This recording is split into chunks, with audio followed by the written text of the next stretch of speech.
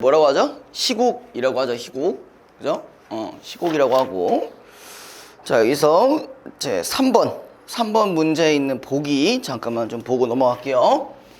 자, 일단은 우리 치진이라는 사람의 소라는 작품인데, 자, 우리가 언제 때 배경을 좀 갖고 가셔야 되냐?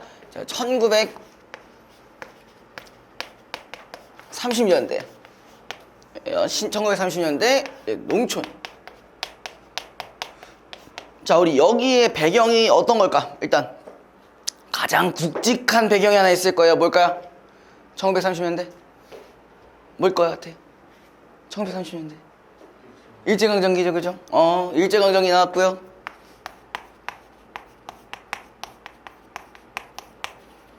자, 일제강점기 때 1930년대라고 한다면은 혹시 요거 회사 이름 들어봤을 겁니다. 자, 우리가 동양척식 주식회사라고 들어봤죠, 그죠?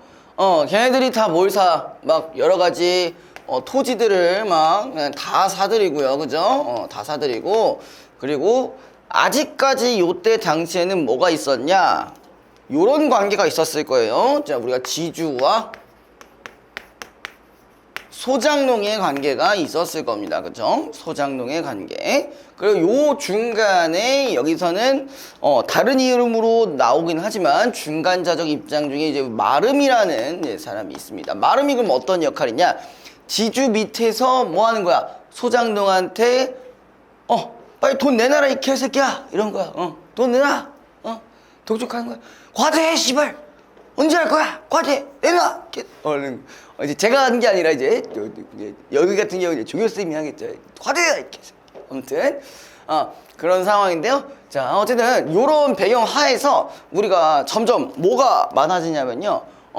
그러니까 이자율이 점점 높아져요. 한마디로 뭐가 높아진다는 거야? 우리 소작 비용이 높아진다는 얘기겠죠. 그러면 결론적으로 누가 부담이냐? 요 새끼가 지금 부담이 점점 가중되고 있을 거예요. 가중되고 있어요. 그러다 보니까 어떻게? 자, 우리가 이 1년에 농사를 지을 때 땅을 빌리는 값을 우리가 뭐라고 땅을 빌리는 그 이제 뭐라고 해야 돼? 값을 우리가 도지라고 해요. 여러분들이 아는 그 도지코인 그딴 게 아니라요. 화성 갈 거니까 아니고요. 요 도지예요. 도지. 땅을 빌린 값이라고 보시면 되는데, 어쨌든 이 도지 값이 계속 높아져 가고 있고, 그리고 얘는 지금 대부분의 소장농들은 그 1년치 도지도 제대로 치르지를 못해요. 자, 이렇게 생각해보자. 자, 우리가 대출을 했는데 못 갚았어. 뭐 어떻게 해야 돼? 뺏겨요? 그죠? 뺏기겠죠? 계속 못 갚고 있는 상황인데, 얘는 지금 어떤 특정 집안에는 지금 소라는 어떤 하나의 재산이 있습니다. 자, 이걸 계속 못 갚게 되면 어떻게 돼? 얘를 강제적으로 뺏길 수밖에 없겠죠. 그럼 만약에 내가 이거를 갚는다 쳐, 도지를 갚는다 쳐요. 근데 어쨌든 이걸 갚으려면은 또 다른 사람한테 돈을 빌려야겠죠. 그런데 돈을 아무나 빌려주냐고? 아무나 빌려줘요? 안 빌려주죠. 신용으로만은 안 된단 말이야. 그럼 뭘 가지고 해야 돼? 많이 들어봤?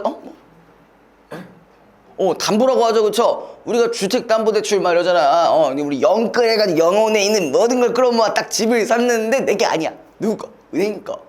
이런 느낌이야. 그러니까 대출을 하라고 해도 우리가 얘를 담보로 해줘야 되기 때문에, 자, 얘를 지금 당장 갚으려고 대출을 받아도 똑같고, 그죠?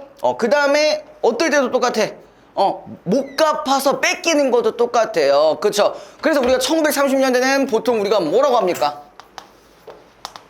특히 우리나라 민족이 수탈당하고 있는 상황이라는 얘기를 했었을 겁니다. 그쵸? 네. 누구세요? 뭔가 옷이 뭔가 삐까뻔쩍 하시는데? 뭐니 소개팅 가시나요? 자, 다시 요걸 기준으로 해서 3번의 보기 한번 보도록 합시다. 자, 소라는 말, 아까 소는 국서에게는 명줄처럼 소중한 존재이지만 다른 인물들은 소를 그렇게 생각하지 않는다. 자, 소라는 기준으로 해서 일단은 지금 국서 라는 인물이 나왔고요. 근데 애복은 지금 뭐라고 했어요? 명줄같이 소중한 존재라고 했어요. 근데 다른 사람들은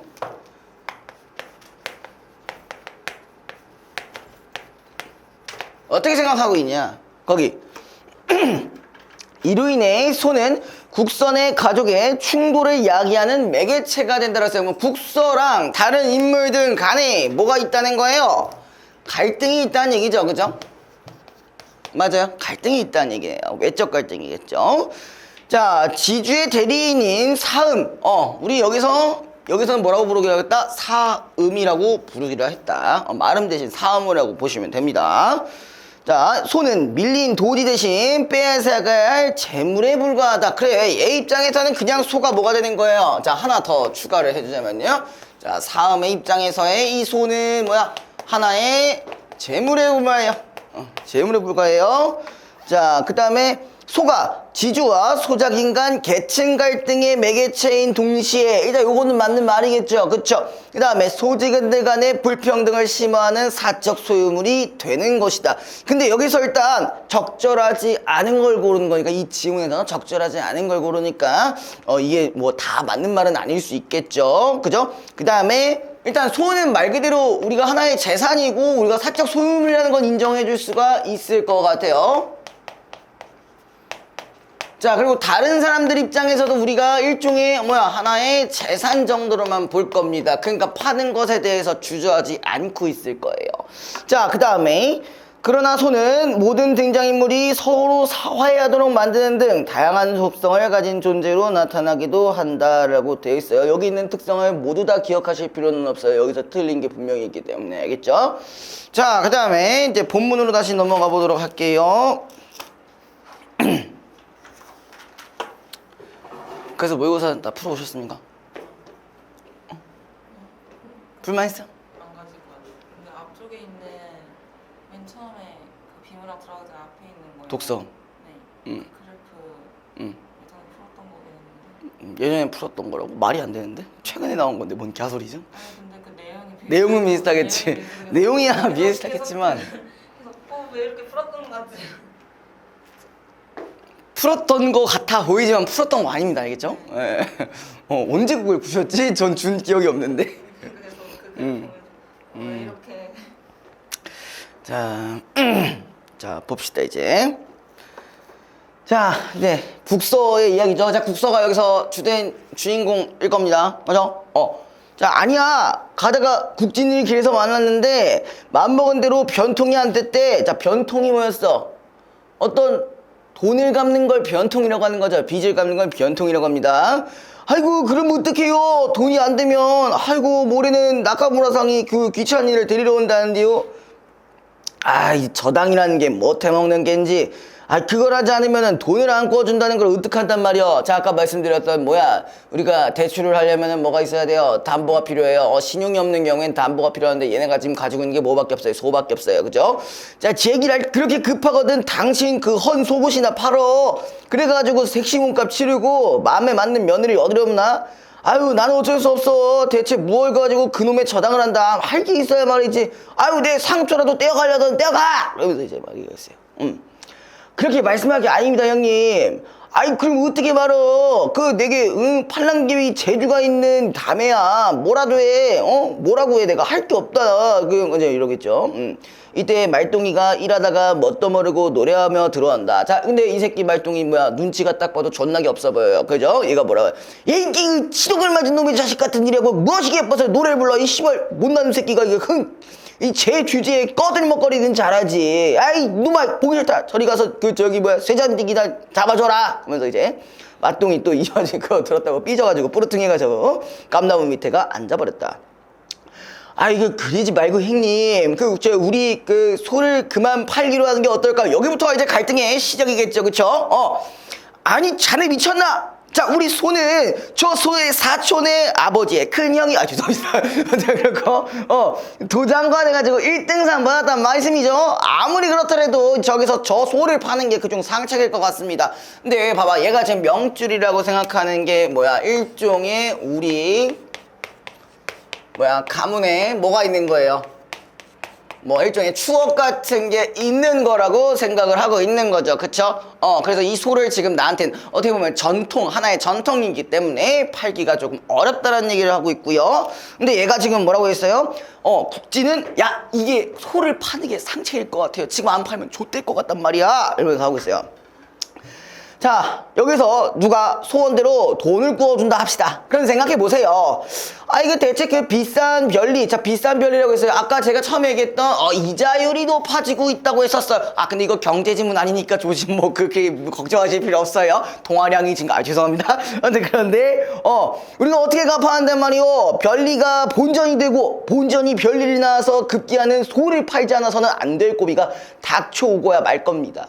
그러니까 여기서 소를 파나, 좀 두었다가 파나, 팔기는 마찬가지죠. 그럼 결국은 어떻게 되는 거야? 소는 결론적으로 팔 수밖에 없는 상황이라는 거예요. 재산이라고 생각할 수 있지만 우리가 부정적 상황에서 그걸 기인을 해봤을 때 지금 당장 소를 자 매각하는 게 당연하다는 얘기를 하고 있습니다. 자, 그 다음에 안 돼! 이제부터 이럴 많이 있어. 소는 자 농가의 명줄이야. 소 팔아먹고 잘된 놈의 집안은 고금에 없거든. 뭐 이런 얘기를 하고 있습니다.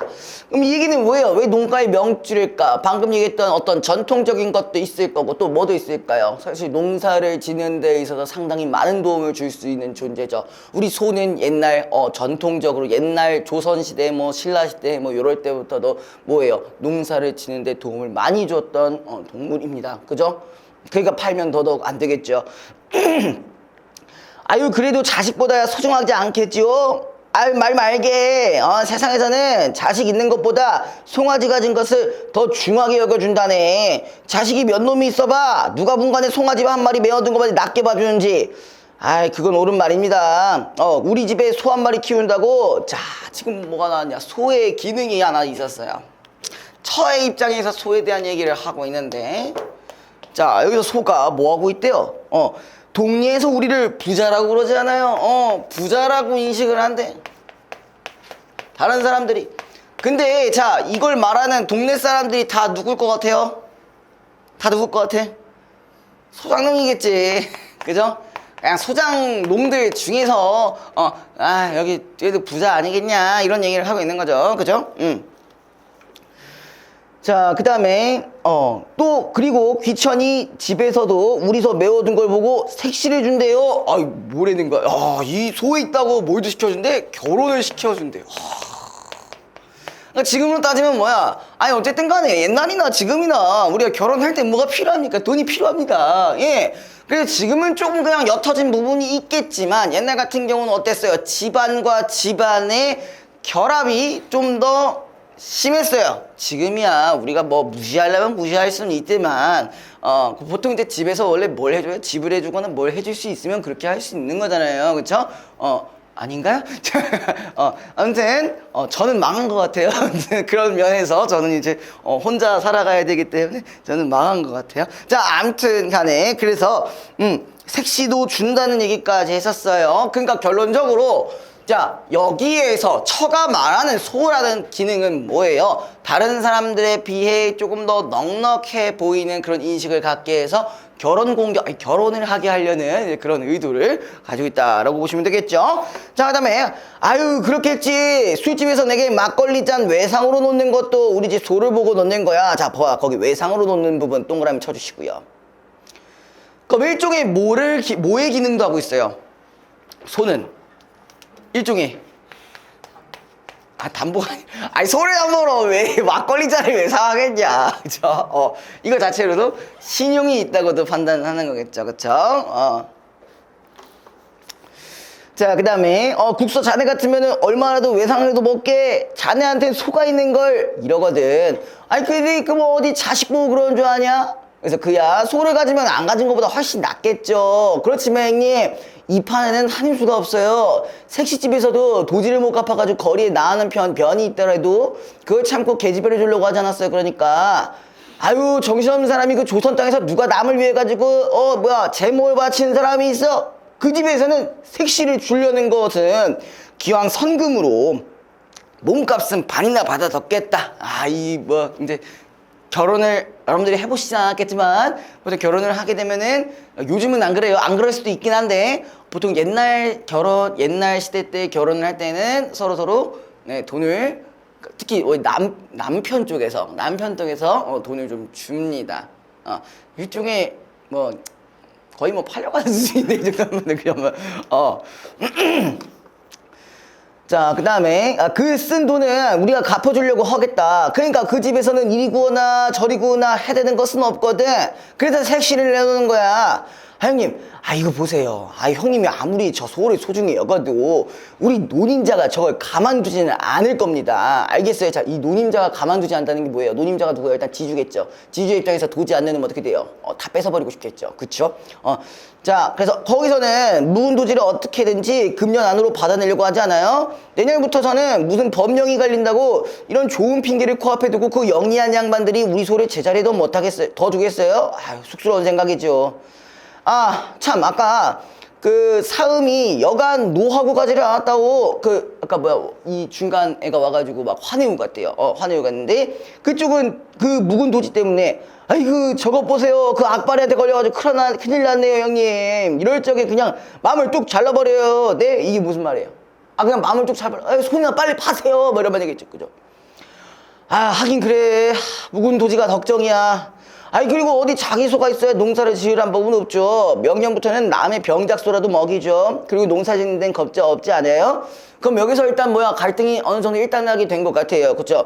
그래서 중략 부분에서는 국선은 소를 팔기로 하지만 소를 사고 온 순돌이는 쇠뭉치가 이미 국선에 소를 샀다는 소문을 전한다. 말동이는 개똥이가 소를 팔아버린 것을 생각하고 흥분하여 개똥이의 머리를 터지게 한다. 뭐 갑자기 뚝배기를 때리는지 모르겠는데 아무튼 자, 그 다음에 사음이 그 개똥이가 그 만족한다더니 왜 이 지경이야? 그런데 국서 내가 지금 온 거는 다른 게 아니라 아까 그 말에서 두고 간 그 도지 때문에 왔는데 이런 판에 말하기는 좀 안 됐지만은 좀 잘 좀 들어봐봐.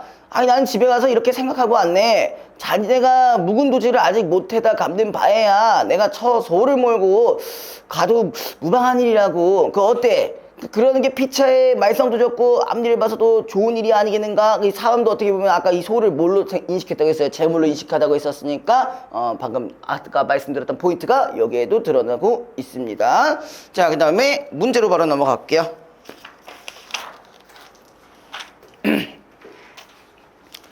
자, 1번 윗글의 등장인물에 대한 이해로 가장 적절한 것은 자, 1번 말동이는 사태 추이를 냉정히 냉정해 씨발 이렇게 눈치도 없는 새끼가 그죠? 네, 2번 자, 국진은 형님의 처사에 대해 우호적인 태도라기보다는 좀 약간 적대적인 태도를 보이고 있대요. 그쵸? 3번 처는 상황의 불가피함을 내세워 남편을 설득하고 있다. 딱히 불가피함은 있지만 설득하고 있다고 보기에는 조금 어렵죠. 그쵸? 소 팔라고 한 적은 없잖아요. 4번 국서는 아우의 말을 전적으로 부정하고 있는 입장은 아니다. 그치. 어느 정도 수용은 하고 있잖아. 그래서 결론적으로 소를 팔기로 결심했던 거고요. 4번이 정답입니다. 자, 그 다음에 2번. 자, 연출자가 기역, 미음에 대해 연기 지시를 할 때 지시사항으로 적절하지 않은 것은 자, 그래서 국서는 기역이 뭐였냐? 기역이 내 상투라고 떼어갈라가 이거요. 국서는 우라가 치민 표정을 지음으로 퉁명스러운 말투로 이건 맞겠죠. 2번. 자, 니은이 지금 우리 소를 그만 팔기로 하는 게 어떨까요? 자, 다른 사람의 말을 전하듯 무덤덤한 어조로 니은을 무덤덤할 수 없지. 지금 좆된 상황인데 뭘 무덤덤하게 얘기해. 그쵸? 그래서 2번 정답이고요. 3번. 처는 걱정스러운 표정으로 불현듯 생각났다는 듯이 디귿이 어딨어요? 참 아까 사음이 이 얘기네요. 그죠? 이거 맞네요. 그죠? 3번은 맞겠고 4번. 국서는 곤란한 표정으로 혼잣말을 하듯이 그래 묵은 도지가 걱정이야. 이것도 맞는 말이고요. 자, 사음은 어루만지고 달래듯이 나지막하게 미음을 그래 어쩔 수 없으니까 이게 좋은 일 아니겠냐 협박하면서 그러진 않았겠지요. 그죠? 그래서 답이 2번이고요. 3번. 자, 아까 우리가 보기 이 소에 대한 이해가 적절하지 않은 건 일단 A는 포함되니? 있었죠. 명줄. 그 다음에 각 국선의 가주의 충돌을 야기하는 외적 갈등 충돌 야기했었죠. 그쵸? C 지주의 대리인 사음에게 손을 이것도 맞는 말이죠. 그 다음에 D 지주와 소작인 간 계층 간의 매개체인 맞죠? 그 다음에 5번 2 소작인들 간의 불평등을 심화한다. 야, 불평등을 심화하냐? 소작인들 간에? 물론 부러워하는 부분들은 있었지만 뭐 실질적인 갈등이 드러나지는 않았죠. 그 다음에 F는 자 모든 등장인물이 서로 화해하도록 만드는 등 화해 뭐 그렇게까지 화해할 것까지 있지는 않았던 것 같은데 그죠? 그래서 답은 5번입니다. 2랑 F입니다. 자, 그 다음에 아우 진짜 이게 간만에 아침 수업하려니까 졸라 힘드네. 목이 너무 안 나와. 심지어 지금 커피도 안 마셔가지고 지금 지금 죽을 것 같네요. 지금.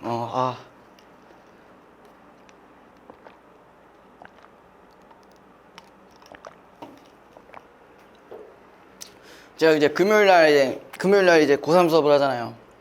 그때 이제 기운을 이제 거의 다 쓰고 딱 거의 다 썼단 말이야.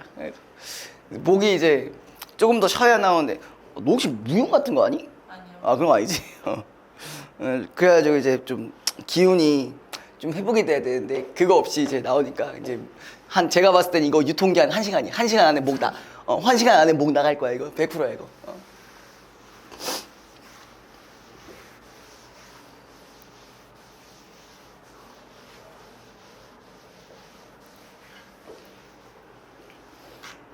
그래가지고 안 그래도 목 아프다 그러니까 자꾸 마이크를 사라 뭐 어떻게 해봐라 막 이러는데 진짜 마이크를 살까 마이크를 살까 진짜 좀 고민이 되고 있습니다. 근데 이제 제가 수업할 때 그러니까 문학작품이나 이런 걸 읽을 때 좀 제가 좀 많이 힘을 줘서 말씀을 드리잖아요. 근데 혹시 조금 힘을 좀 이렇게 좀 낮춰도 좀 괜찮나요? 그게? 졸리실까봐 맨날 졸리잖아. 그치? 조실까봐. 그래서 내가 말을 못하겠어요. 그래요. 자, 그 다음에 옆에 있는 거 보도록 할게요. 자, 여기는 하필 또 갈래가 복합적으로 나왔네요. 그죠? 그래서 가에 있는 부분들을 좀 어느 정도 이해를 하시고 그 다음에 나를 접근하시면은 될 것 같습니다. 벌써부터 비문학하는 느낌이에요. 자, 가볼게요. 자, 삼일치의 법칙은 르네상스 시대에 확립된 서양 연극의 기본 법칙이다. 이는 극에 그려지는 행위가 단일해야 한다는 행위의 통일, 그 다음에 극에서 행위의 지속시간은 24시간 내여야 한다는 시간의 통일, 행위가 전개되는 장소는 오막 전체에서 동일화한다는 장소의 통일들을 가리킨다라고 했어요. 자, 일단 뭐에 대한 설명? 삼일치의 법칙인데 그냥 간단하게만 생각을 하자고. 그죠? 뭐의 통일이에요? 처음에 1번은 행위의 통일, 그죠? 행위의 통일. 그 다음에 시간의 통일. 그 다음에 장소의 통일. 이런 것들을 다 어떻게 하자고요? 통일을 시켜야 한다고. 그 얘는 아까 24시간 내랬죠? 24시간 내에. 그러니까 시간의 어떤 축에서 벗어나면 안 되겠죠. 그렇죠? 사건의 지평성도 아니고, 그죠? 아무튼 그런 거 벗어나면 안 된다. 라는 얘기가 이제 극갈래의 기본적인 특징이라고 하고 있었어요. 자, 그래서 삼일치의 법칙을 따르는 연극에서는 과거의 사건을 다룰 경우 이를 인물들의 대화 속에 삽입하여 설명해야 한다. 자, 여기 설명 동그라미 쳐주세요. 만약에 우리가 여기서 과거에 대한 이야기를 할 거라면은 뭐가 필요하다고요? 설명이 필요하다고 얘기를 하고 있습니다. 일반적으로는요. 네, 일반적으로는 자, 이 법칙은 연극의 실제성을 위해 받아들여야 할 제약으로 여겨졌기 때문에 연극사조의 다양한 변화 가운데서도 수세기 동안 금과 옥조처럼 지켜졌다. 이 얘기는 뭐예요? 이 원칙은 계속 지켜졌던 부분이라고 볼 수가 있겠네요. 자, 그러나 현대 연극에 이르러 삼일치의 법칙은 거의 무시된다. 이러한 규칙이 연극적 상상력을 크게 제약하기 때문이다. 그 밑줄 쳐보자. 상상력을 크게 제약하게 된다. 자, 이랬었는데 결론적으로 이제 현대에서는 딱히 지켜지지 않는데요. 안 지키려면 안 지킬 수가 있었대요. 자, 현대 연극에서는 극작가가 전달하고자 하는 바에 따라 도입, 상승, 절정, 하강, 파국이라. 파국이야, 파국. 파국이다. 아무튼 자, 5단계 극구성 논리가 종종 무시된다. 인간 존재의 부조리함을 묻기 위해 그게 시작부와 끝이 동일한 순환적 구성 동그라미 쳐주시고요. 근데 뭐야, 시작부와 끝이 동일하대요. 그죠? 그 다음에 처음 상황에 지속 반복되는 직선적 구성 등을 시도하는 부조리극이 대표적인 예이다. 자, 이러한 현대극의 성격은 한국의 희곡과 연극에도 영향을 끼쳤는데, 자, 이근삼의 대표적인 부조리극인 원고지. 아, 이거 어디서 많이 본 것 같지 않아요? 그죠? 원고지. 이미 우리 같이 했던 작품이에요. 그쵸? 성현이는 같이 했었나? 안 했나? 친구는 이게 처음이지. 그죠? 자, 원고지가 그럼 왜 부조리극이었어? 우리가 했었으니까 얘기를 해주셔야 돼. 특히 원고지 같은 경우는 뭐가 되게 강했어요? 상징성이 되게 가능했죠. 그죠? 상징 있는 소재가 매우 강했습니다. 자, 그러면요, 봐봐요. 원고지, 자, 이거 동규야, 네가 하나라도 얘기하면은 내가 커피를 사드리도록 하겠습니다. 자, 여러 가지 소재가 있었는데, 자, 원고지가 있었고, 그 다음에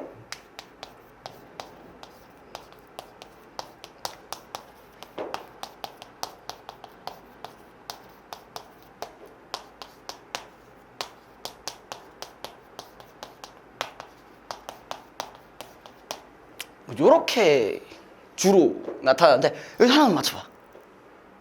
하나만 맞춰봐. 무슨 의미를 가지고 있는지.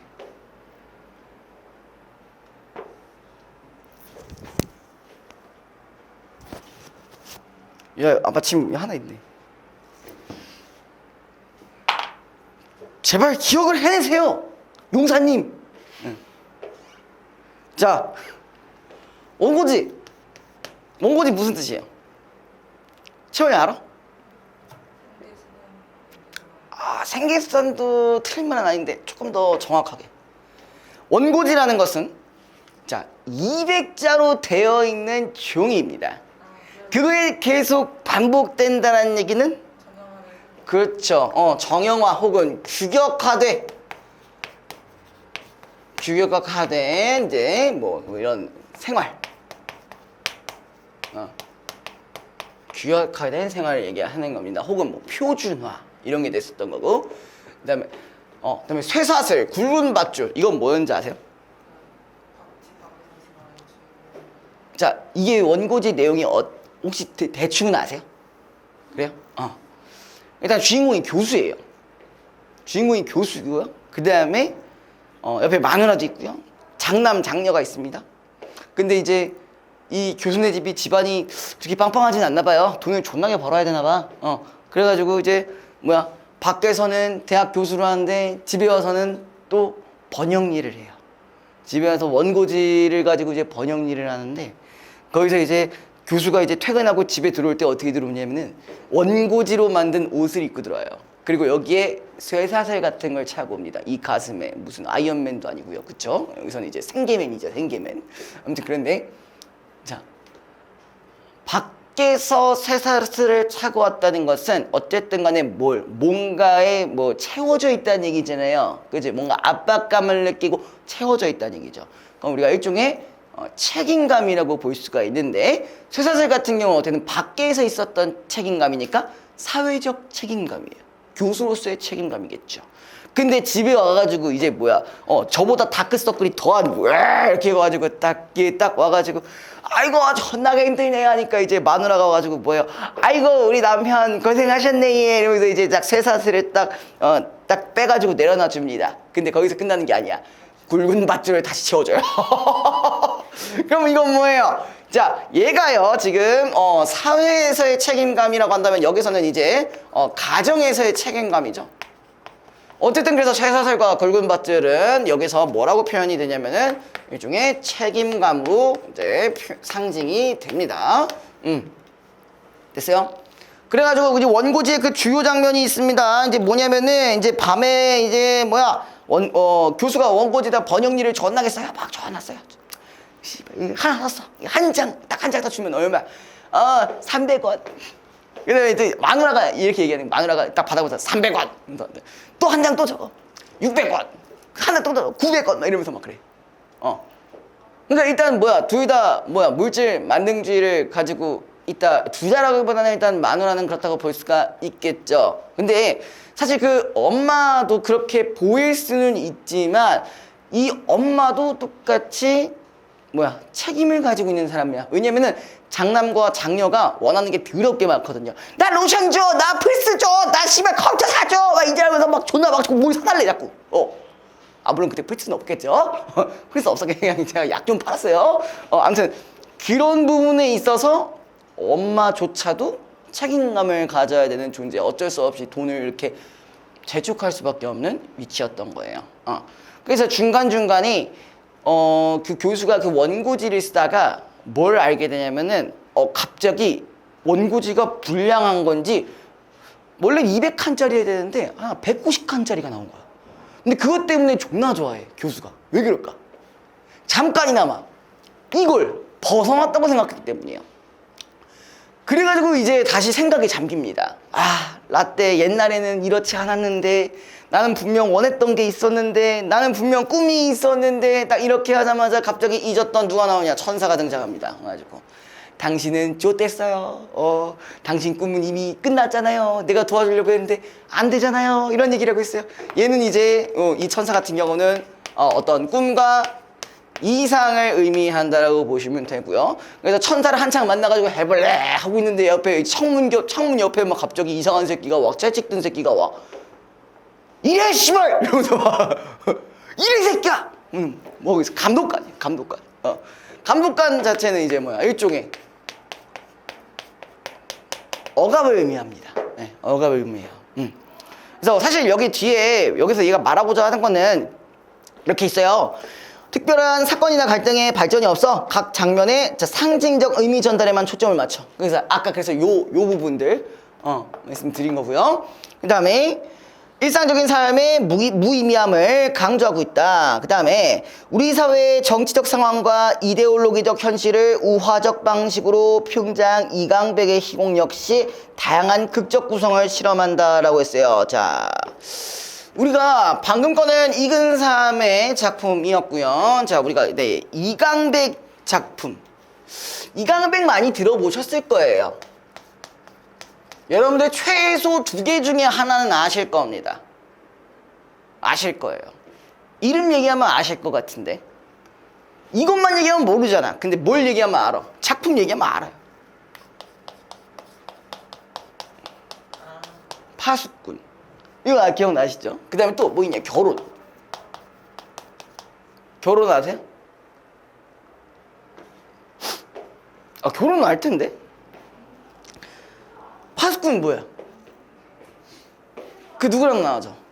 촌장이랑 파수꾼 다였나요? 그죠? 파수꾼 다? 그게 나와줘가지고 촌장 같은 경우는 혼자 독점적인 권력을 자행하는 사람, 그리고 막 거짓으로 거짓 정보를 흘려서 다른 사람들 선동하는 사람으로 이제 이미지가 바뀌고, 파수꾼 다는 거기에 대한 진실을 알고 그걸 나름대로 얘기를 하려는 그때 당시에 지식인에 가까웠지만 결국 권력에 어떻게 돼? 종속이 되게 되죠. 굴복하고 종속되게 되죠. 그죠? 그게 이제 파수꾼의 이제 주된 내용이었고, 그래서 그거 자체도 어떻게 보면 그때 당시에 좀 혼란스러운 정치 상황을 반영했던 작품이라고 볼 수 있었죠. 그쵸? 그 다음에 결혼은 뭐였냐면은, 결혼은 일단 남자랑 여자가 있습니다. 남자랑 여자가 있어요. 여기서는 이름이 그렇게 명확하게 나오지 않아요. 자, 그래서 남자는 갑자기 결혼을 하고 싶어진대. 왜 결혼하고 싶은 거야? 아무튼 그래가지고 뭐 하는 거야? 신문에다가, 그러니까 요즘에야 뭐 소개팅 앱이나 뭐 이런 것들이 있잖아요. 뭐 결혼 앱이라는 게 있어요. 그 가땡 이런 거 있잖아. 듀땡 이런 거 있잖아. 뭔지 알죠? 처음 들어봐요? 광고에 나오잖아요. 결혼의 듀오 막 이런 거, 이제 가연 막 이런 거 나온단 말이에요. 근데 그때 지금은 그렇지만 옛날에는 그런 게 없었기 때문에, 자, 그 신문에다가 그런 것들을 넣어놓을 수 있었어요. 신문 사교랑 같은 거에 저 결혼하고 싶어요. 누가 여자가 이렇게 올려놓은 거야. 근데 이제 남자가 이 새끼다. 얘다. 얘랑 하면 되겠다. 해가지고 이제 불러요. 근데 다만 남자 새끼는 뭐가 없어요? 돈이 없어요. 어떻게 알아? 모른대 왜? 딱 그 맥락상으로 딱 보면 알아요? 이제 일단 돈이 없어요. 남자는 돈이 있고, 그럼 제가 아까 얘기했죠? 자, 돈이 없으면은 불가능해요. 보통이에요. 안 그런 사람들도 있습니다. 누군가는 우리 그 같이 살 의지만 있으면 되는 거 아니야? 라고 생각하는 사람 있어요. 당연히 있을 수 있어요. 근데 대부분은 아니야. 내가 왜 맨날 사회의 그 씁쓸한 현실만을 얘기해 주는 것 같아가지고 마음이 좀 아프긴 한데, 자, 돈이 없어요. 근데 돈이 없는데 결혼은 하고 싶어 해요. 그래서 이제 뭘 하게 되냐면 어떤 부잣집 어떤 사람한테 여러 가지 물건을 빌립니다. 모두 이거 이제 기억나죠, 이제? 이제 집도 빌리고, 이제 구두도 빌리고, 시계도 빌리고, 막 연락 이런 거 다 근데 중요한 건 빌렸어. 빌린다는 얘기는 물려주는. 일시적이라는 얘기겠죠, 그죠? 맞죠? 일시적이에요. 그래서 이제 여자를 딱 초대하는데 여자는 그거 알아 몰라. 처음에 몰라요. 몰라가지고 와 씨발 얘 또 전화 왔네 이러가지고 막 눈에 하트 뿅뿅 우리 당장 결혼해요 막 이러면서 하고 있는데 중간에 누가 등장하냐면 하인이 등장합니다. 하인이 누구 무슨 하인? 그 부잣집 하인 와가지고 야 시간 됐으니까 말도 안 해. 걔는 대사조차도 없어요. 그냥 와서 시간 됐으니까 가져가. 뭐 시계부터 일단 가져가. 막 와가지고 억지로 씨발 막 가져가 막 가져가요. 처음에는 이제 얘가 당황해가지고 왜 그러시죠? 이제 얘기를 한단 말이야. 근데 이제 계속 뺏겨. 하나도 다 뺏겨. 넥타이도 뺏기고 모두 뺏고 다 뺏겨. 안 뺏기면 만약에 얘가 안 뺏기려고 이렇게 하고 있잖아요. 그럼 약간 하인의 구두가 막 이만해. 막 씨발 누가 보면 한 20cm 막 드는 것 같아. 여기 와가지고 딱 와가지고 막 이큐파하면 막 주찰라고 그러는단 말이야. 그죠? 그래가지고 결국 이제 거의 하나 집 빼고 다 뺏깁니다. 다 뺏겼는데 그래서 여자가 뭐라고 해? 뭐야? 뭐 당신 사기꾼이에요? 왜 이렇게 얘기하니까 사기꾼이 아니라 그 남자 같은 경우는 딱 또 뭐라고 하냐? 변명을 졸라게 잘합니다. 내가 이거 빌린 거 어차피 우리 인생은 다 빌린 거예요. 막 이런 얘기 이렇게 쌉소리를 하면서 저는 그래서 당신도 빌리려고 합니다. 그 빌리는 동안 소중하게 잘 다룰게요. 막 이지랄 떨고 있어. 솔직히 이제 여자가 멍청이가 아니라면 여기서 이제 손절 각이 딱 나와야 되는데 얘도 존나 멍청한 새끼. 얘도 존나 멍청한 새끼야. 왜 그러냐? 근데 얘가 나름대로 어렸을 때 그런 트라우마 같은 게 있었어요. 왜? 야, 얘는요, 얘 엄마 아빠가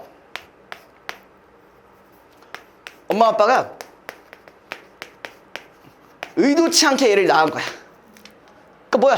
사고 쳐서 낳은 거예요. 사고 쳐서 낳아가지고 얘 이제 별명이 덤이에요. 야, 씨발, 엄마 아빠한테 이딴 소리 들어가면서 사라질까? 정신이 운전할 리가 없잖아요. 그래가지고, 그래요? 빌린 거지만, 서가 뭘까요? 약간 이러면서 이제 호구같이 결국 같이 결혼을 하게 되는, 그런 장면인데, 사실 여기서 얘가 말하고 싶었던 거는, 이 결혼에서 말하고 싶었던 거는, 아까 기본적으로 이런 것들이 있어야 결혼해야 된다는 얘기니까, 물질만능주의에 대한 얘기를 했었고요. 그리고 플러스 이런 부분에 있어서 어떤 결혼하는 것에 있어서 인생을 사는 것에 어떤 철학적 의미를 전달하고자 했었어요. 아까 철학적 의미라는 게 뭐야? 모든 것은 다 빌린 것입니다. 이해가 안 되네 진짜.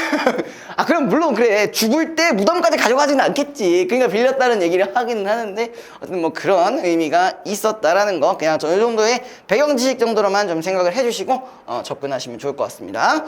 자, 그래서 여기는 제가 다시 지우고 자 이제 본문으로 한번 들어가 볼 건데.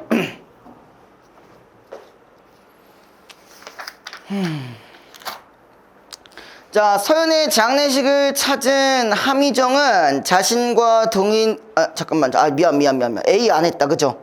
우리 A 안 했죠?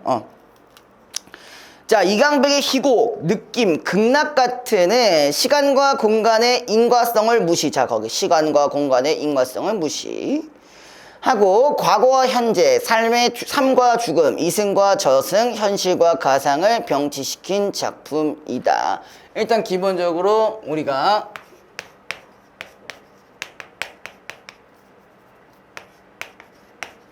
요 작품 같은 경우는 지금 뭐라고 했냐면 시공간에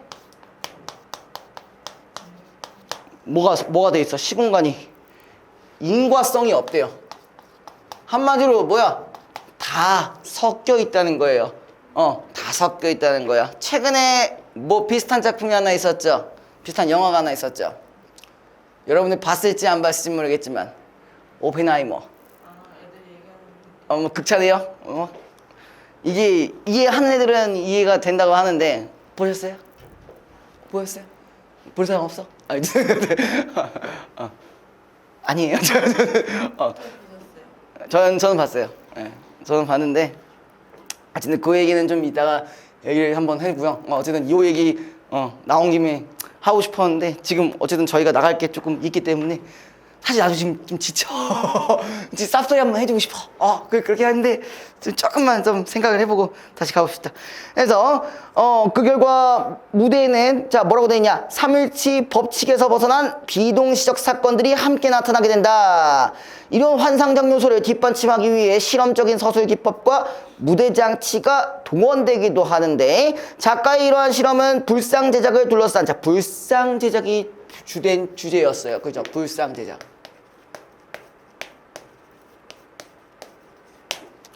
자, 불상 제작을 둘러싼 인물 간 대립을 통해 삶과 예술에 대한 심오한 깨달음을 효과적으로 전달하려는 창작 의도로 해석된다. 작가는 예술이 극락 같은 느낌을 주려면 내용과 형식의 조화가 중요하다고 생각하며 이를 작품으로 구현하기 위해 자, 얘가 지금 뭐라고 해서 작가는 뭐가 중요하다고? 내용이라는 것과 형식의 조화가 필요하대요. 내용과 형식 간의 조화가 필요하대요. 그래서 시공간의 제약을 뛰어넘는 환상적인 무대 상황을 제시하고 자 파격적인 이야기 전개를 실험한 것이다 라고 되어 있어요. 자 특히 여기서 누구가 있냐면요 그 두 인물이 있습니다.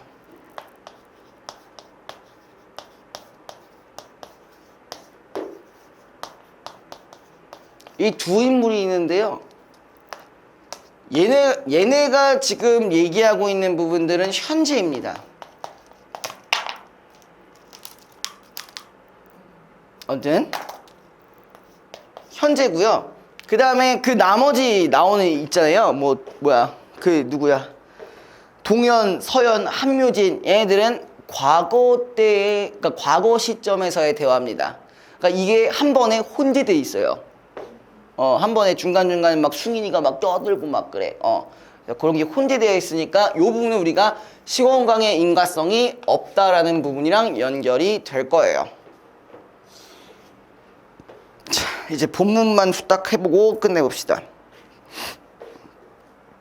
자, 앞부분의 줄거리에서는 서연의 장례식장을 찾은 함희정은 자신과 동현 사이에 낳은 아들 조승인과 대화하며 과거를 회상한다. 자, 이게 누구라고? 조승인은 동인의 아들입니다. 이 안에 누가 있었어요? 동현이라고 있었어요. 자, 그래서 동현과 서현, 한묘진에게 자, 근데 여기서 봐야 되는 포인트 뭐야? 과거를 회상하고 있는 장면입니다. 그래서 동현과 서현, 한묘진에게 되돌아온다. 자, 동현은 약 2자 크기의 완성된 미륵보살 반가상을 들고 온다. 그러나 서현은 빈손이다. 한묘진 휠체어를 밀고 동현에게 다가가서 그가 만든 볼상을 보며 감탄한다. 자, 우리가 일단 우리 한묘진이라는 어떤 스승이 있었어요. 그리고 이 스승 밑에 동현이라는 인물가 있고요. 그 다음에 서연이라는 인물이 있었어요. 그리고 지금 뭘 가지고 얘기했다고 했죠? 불상 제작을 주제로 얘기하다고 있었죠. 그래서 동현 같은 경우는 불상 제작을 했죠. 그쵸? 얘는 제작이 되었고요. 얘는 아직 제작을 못했어요. 제작을 그냥 포기했습니다. 자, 그거 가지고 이제 그래서 한묘진이 감탄하고 있는 상황인데 이제 뭐라고 하냐? 한묘진이 아이고 참 아름답고 섬세하구나. 미륵보살 반가상입니다. 그렇다. 반가상의 특징은 이런 완벽한 균형미에 있다. 자, 지금 뭔가 좀 거슬리는 말투가 있어요. 완벽한 균형미. 자, 한묘진이라는 인물은 딱 뭐만 생각하냐면은 자, 내용이랑 형식 이거 좋아한다고 이거 조화가 돼야 된다고 일단 작가가 얘기했잖아요. 근데 얘는 뭐만 중요시하는 거 아니야? 형식에만 중요시합니다. 형식에서만 중요시해요. 그래서 이렇게 우측 다리는 옆으로 뉘고 좌측 다리는 아래로 내려온 걸 결과부자라고 하지. 이 형태에서 가장 중요한 것은 두 손의 위치야. 이때 한 손은 얼굴을 향해 반쯤 들어 올리고 다른 손은 뉘인 다리에 발목 위에 놓는다. 두 손과 두 다리로 취할 수 있는 자세 중에 이 형태가 가장 완벽한 거지. 이 형태가 완벽하다고 했으니까 형태를 주시지. 그쵸? 동현아, 너는 벌써 규명민을 터득했구나. 아유, 감사합니다, 스승님. 자, 갑자기 누가 나왔어? 조승이 나왔어. 우리 과거의 상인데 갑자기 얘가 뛰어들었네. 그죠? 뭐라고 했어? 아버지는 대단한 실력이셨군요. 아미정이 그래 대단하셨어. 그래서 미륵보살 방가상은 완벽한 귀명림과 함께 여성미를 지냐하는 불상이다. 다른 불상이 남성적인 모습이라면 미륵보살 방가상은 부드러운 미소, 갸름한 어깨, 잘록한 허리, 여성의 매혹적인 아름다움이 있다. 아버지가 웃는 얼굴로 어머니를 뒤돌아보시는데요. 아유, 칭찬받고 기분이 좋으셔서 그렇게 했지. 아닌데 이게 뭔가 의미 있는 웃음이에요. 그래서 서연아, 너는 뭘 보여줄 수 구조해 주겠냐? 저는 없습니다. 없더니 보여드릴 것이 없습니다. 그럼 넌 아무것도 만들지 않았단 말이냐?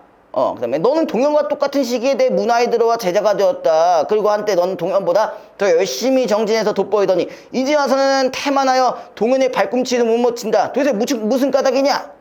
말하라. 그래서 스승님, 들리지 않는다. 크게 말해. 외람된 말씀입니다만 저는 아직 거기 동그라미 부처의 마음을 알지 못합니다. 자, 우리 서연은 제작을 못한 이유가 뭘까요? 부처의 마음을 알지 못한다고 했으니까 한마디로 뭐예요? 얘는 내용과 형식의 조화를 매우 중요하게 생각하는 거야. 근데 얘가 내용을 모르니까 지금 만들지 못했다라는 거죠. 이해됐어요? 자, 그래서 부처의 속마음을 알지 못하니 부처의 겉모습을 만들 수가 없습니다. 또 조승인이 껴들었죠. 저분은 솔직하군요. 네가 보여도 그렇지. 근데 저런 사람은 인생이 고바보죠. 왜? 뭔 내용인지 알 것 같죠? 뭔가 그죠? 그래서 아직 태어나지도 않은 네가 별걸 다 하는구나. 갑자기 뭐 하고 있어. 야, 이거 완전 각인데 네가 태어나지도 않았는데 그걸 네가 별걸 다 하네. 막 인생 이해찬가 봐요. 그죠? 곤혹스러운 표정으로 역정을 내며 서연아, 나는 너에게 불상지적을 가르치는 선생이다. 이 세상에는 나만큼 부처의 온갖 형태에 대해서 잘 아는 자는 없다. 하지만 마음은 모르겠다. 부처의 마음을 잃려거든 다른 자에게 물어라 하면서 한며진 성랑 태도로 휠체어 바퀴를 굴러나간다. 동현이 의기양양하게 서연을 쳐다본다. 이거 왜 의기양양하게 쳐다본 거야? 자기가 막 경장에서 이긴 것 같아서 쳐다본 거죠. 그죠? 자, 그러면 이제 이렇게 나눠볼 수가 있어요. 결국 이 한묘진이라는 어떤 스승격인 인물조차도 뭐의 대상이 된 거예요? 사실 일종의 풍자의 대상 혹은 뭐 비판의 대상으로 바뀌었다고 볼 수가 있겠죠. 그쵸? 자, 아무튼 무대조명 변화한다. 함의정 완성된 여러 형태의 불상들을 전동하고 있다. 그녀의 곁에서 조승인이 묻는다 라는 거에 대해서 이제 여기 이게 딱 끝난 거죠. 그쵸? 자, 이것만 하면 끝나니까 조금만 참아주세요. 자, 4번. 자, 바로 문제 들어가도 될까요? 4번. 가에 대한 설명으로 적절하지 않은 것은? 자, 1번. 3일치의 법칙은 시간과 공간, 행위의 통일을 중시하는 법칙이다. 그죠? 여기 시공간 이런 게 있었잖아요. 그죠? 그럼 2번. 이근삼의 원고지는 3일치의 법칙을 무시하는 현대극의 영향을 받았다. 맞죠? 우리 상징적인 의미만 얘기하려고 했잖아요. 그죠? 3번. 3일치의 법칙은 연극사조가 변화하는 과정 속에서도 오랫동안 금과 옥조로 여겨졌다. 그쵸? 계속 쓰였다고 했으니까 4번. 부조리극은 도입, 상승, 절정, 하강, 파국으로 이루어지는 5단계의 국구성을 무시하기도 한다. 했었죠. 5번. 부조리국에서는 인간 삶의 부조리함을 드러내기 위해 과거의 사건을 인물 간의 대화에 삽입하여 제시한다. 부조리 인물 간의 대화에 삽입? 딱히 그렇게 보이지는 않았죠. 그쵸? 그 다음에 5번. 가의 기억미음에 대한 설명으로 가장 적절한 것은 기억이 뭐야? 동현아, 너는 벌써 균형미를 터득했구나. 그는 한묘진이 서연에 비해 실력이 부족한 동현을 격려하기 위해 아니죠. 거짓말이 없잖아. 형식만 중요시하는 새끼잖아요. 그죠? 자, 2번. 니은이 그래 대단하셨어. 함의정이 동현의 뛰어난 불상 제작 솜씨를 두고 시기하는 개소리야. 남편인데. 그죠? 3번. 디귿. 디귿은 뭐냐? 침묵한다. 동현과의 경쟁에서 뒤진 서현이 수술한 꾸재미 때문에 불만을 느끼고 있는 게 아니라 내가 뭐야? 이거 말할 이유를 말하기가 좀 애매해가지고 이렇게 된 거죠. 그죠? 4번 한묘진 리을이 뭐야? 곤혹스러운 표정으로 열정을 내며 한묘진이 서현의 예상치 못한 답변에 대해 당혹감과 분노를 함께 드러내고 있다. 이렇게 맞는 말이겠죠? 그죠? 5번 미음 동현이 의기양양하게 서현을 바라보는 부분인데 동현이 스승에게 버림을 받는 서현을 향해 품고 있던 경쟁의식을 숨기려는 게 아니라 오히려 드러낸 거죠. 네, 마지막 6번. 자, 가의 A를 바탕으로 나를 감상한 내용으로 적절하지 않은 것은 자, 1번 선지부터 봅시다. 한묘진이 제자들과 대화하는 장면을 함의정과 아들이 바라보는 것을 보아 시공간의 인과성이 무시된 비동시적 사건들이 동시에 제시됐다. 연결되지? 연결되니? 돼? 자, 2번. 한묘진이 종현이 만든 반가상의 완벽한 균형미를 높게 평가하는 것을 보아 한묘진은 형식의 완벽함을 예술에서 매우 중요한 요소로 여기는 인물이겠다. 그쵸? 형식 자체를요. 그죠? 3번. 서현이 부처의 속마음을 알지 못하여 부처의 겉모습을 만들 수 없다는 것으로 보아 서현은 내용에 대한 이해가 있어야 예술의 형식을 구현할 수 있다는 생각을 가지고 있다. 그러니까 내용과 형식의 조화가 있어야 된다는 얘기랑 연결되겠죠. 4번. 조승인이 동현에 못 미치는 서현의 솜씨를 비판하고 있는 비판? 는 아니고 야, 인생이 고달프시겠네요 라고 했지. 비판한다고 보기엔 조금 어려웠죠. 그쵸? 자는 5번. 자, 함의정과 조승인의 대화 장면에 앞서 무대 조명이 바뀌는 것으로 봐 3.1집업적에서 벗어난 환상적인 요소 맞죠? 뒷받침하기 위해 무대 장치가 동원된 이 뒤에 있었죠. 불상들을 전돈하고 있다면 그 과거의 상이 끝나고 나서 나와 있죠. 그래서 답은 4번이 되겠습니다.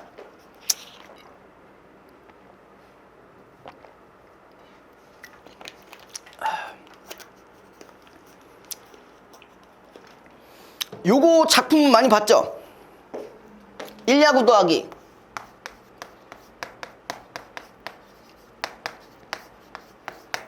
어떻게 나눠줄까? 일야 구더하기죠. 그쵸? 일야 구더하기. 자, 일야라고 한다면은 하룻밤 하룻밤 동안 몇 번 9번을 9번 강을 건넜어요. 그런 이야기입니다. 근데 기라고 했을 때 얘는 뭐랑 연결되냐? 기록이기 때문에 수필입니다. 네, 수필이에요. 이전에도 얘기했지만 수필 같은 경우는 어떤 포인트가 있었죠? 작가의 경험을 통해 깨달음을 얻고 그 깨달음을 독자에게 전달하는 양식이라고 했었어요. 그죠? 그 특히 주목해야 되는 부분이 독자에게 전달하는 부분에 있어서 전달 방식이 매우 중요하다고 얘기를 했었습니다. 그죠? 그래서 그 기준으로 일단 가에 또 이제 부연 설명이 있기 때문에 이것도 보시면서 넘어가도록 할게요. 자, 보시면요. 산문은 흔히 운문과의 대비를 통해 정의된다. 자, 그럼 산문이 뭐고 운문이 뭐야? 운문은 보통 뭐랑 가까워요? 시랑 좀 가깝죠. 산문은 뭐 보통 소설과 조금 가깝죠. 그죠? 이를테면은 운문은 일정한 형식과 리듬감을 지닌 글 양식, 형식, 동그라미, 리듬감, 동그라미. 산문은 그와 같은 특성으로부터 상대적으로 자유로운 글 양식이다. 와 같은 식이다. 이러한 대비는 상문정신이라는 말에서도 확인할 수가 있다. 상문정신은 현실을 객관적으로 탐구하여 자유로운 형식으로 표현하는 문학상의 태도로서 낭만적 감정이나 압축적 표현의 비중을 두는 운문과 달리 객관성, 사물에 대한 관심, 비판적 태도를 지향한다라고 했어요. 지향. 예로부터 동양에서는 시문 혹은 사장이라 하여 시나 사로 운문을 그 다음에 문이나 장으로 산문을 나타냄으로써 글쓰기의 두 양식을 대별해온 정통이 있었는데 이는 두 양식의 상이한 특성에 대해 오래전부터 자각이 있었음을 알려준다. 그러니까 한마디로 운문과 산문은 구분되는 장르라고 보시면 되겠죠. 일반적으로는. 자, 조선 후기의 산문문학은 실사구시를 내세운 거기 밑줄 실학파의 정신적 지향과도 같은 연관을 맺고 있는데 연암 박지원의 산문은 이를 잘 보여주고 있는 예라고 할 수가 있다. 자, 우리가 또 작가가 박지원이에요. 자, 박지원 하면은 또 뭐랑 연결이 되나요? 허생전, 그죠? 허생전, 뭐, 호질, 양반전, 뭐, 여러 가지가 있습니다. 조선시대 당시에 좀 약간 좀 부조리한 현실들을 비판하는 그런 내용들이 주로 있었는데요. 자, 암튼. 자, 그래서 이제 연암의 산문 문학은 명실일체와 법고창신으로 대변할 수가 있는데, 자, 명실일체에서 실은 세계요, 명은 언어인데 세계는 끊임없이 변하기 때문에 이를 진실하게 드러내기 위해서는, 자, 거기 밑줄 언어 또한 쇄신하지 않으면 안 된다고 보았다. 그러니까 뭐야? 날이 가면서 세계도 바뀌기 때문에 언어적인 표현도 바꿔야 된다는 얘기입니다. 그런 얘기고요. 그 다음에 곧 사물을 세밀하게 관찰하고 현상 속에서 본질을 직시하며 이를 있는 그대로 형상하고자 하는 태도가 요구되었다.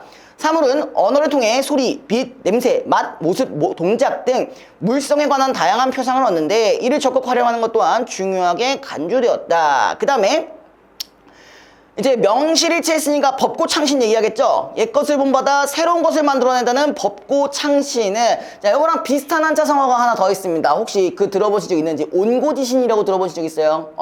옛것을 통해 새로운 것을 만든다라는 뜻이고요. 이거는 고문을 답습하려는 자세나 고문의 탐구 없이 새 것만을 쪼는 태도를 모두 배격한다. 그럼 이 얘기는 뭐예요?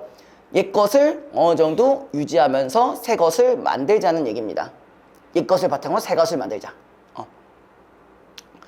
그래서 옛것을 본받되 변통할 줄 알고 새로이 만들되 법을 지킬 줄 알아야 훌륭한 글을 지을 수 있다고 본 것이다. 그러려면은 글 속의 인식 주체의 체험을 진실하게 남긴 것이 기묘해진다. 편견이나 통념에 젖은 사고와 표현으로는 창신이 불가능하기 때문이다.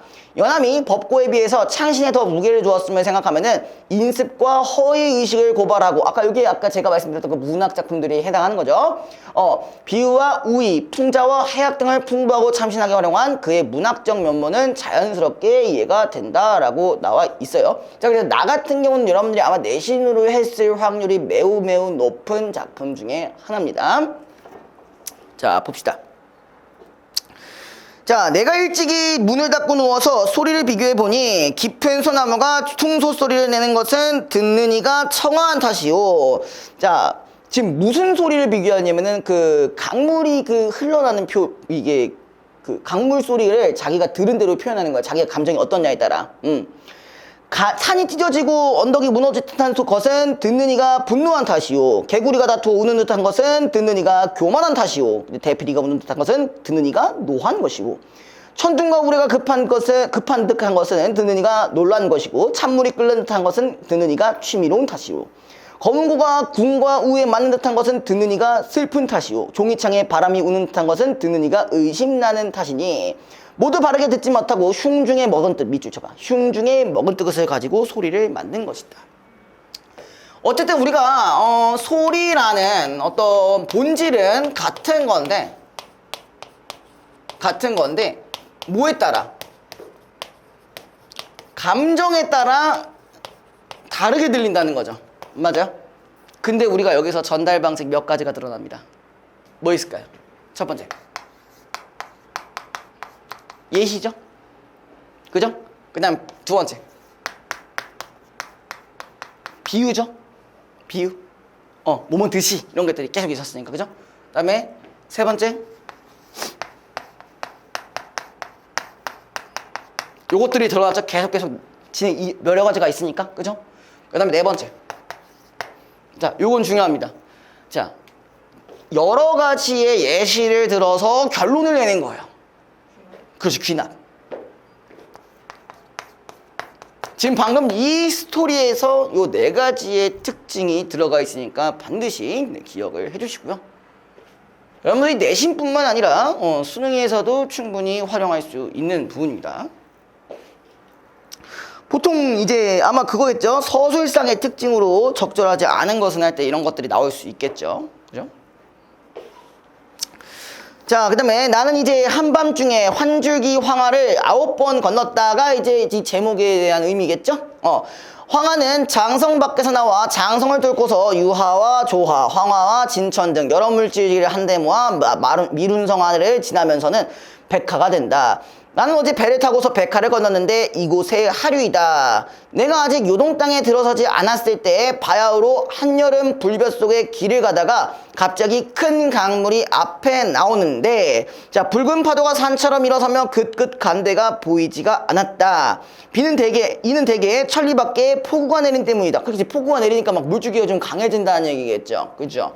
자 일단 지금 요건 첫 번째 에피소드인 경우고 두 번째 에피소드 같은 경우는 자 물줄기가 엄청나게 센 강에 대한 체험이었어요. 두 번째 체험인데 자 여기서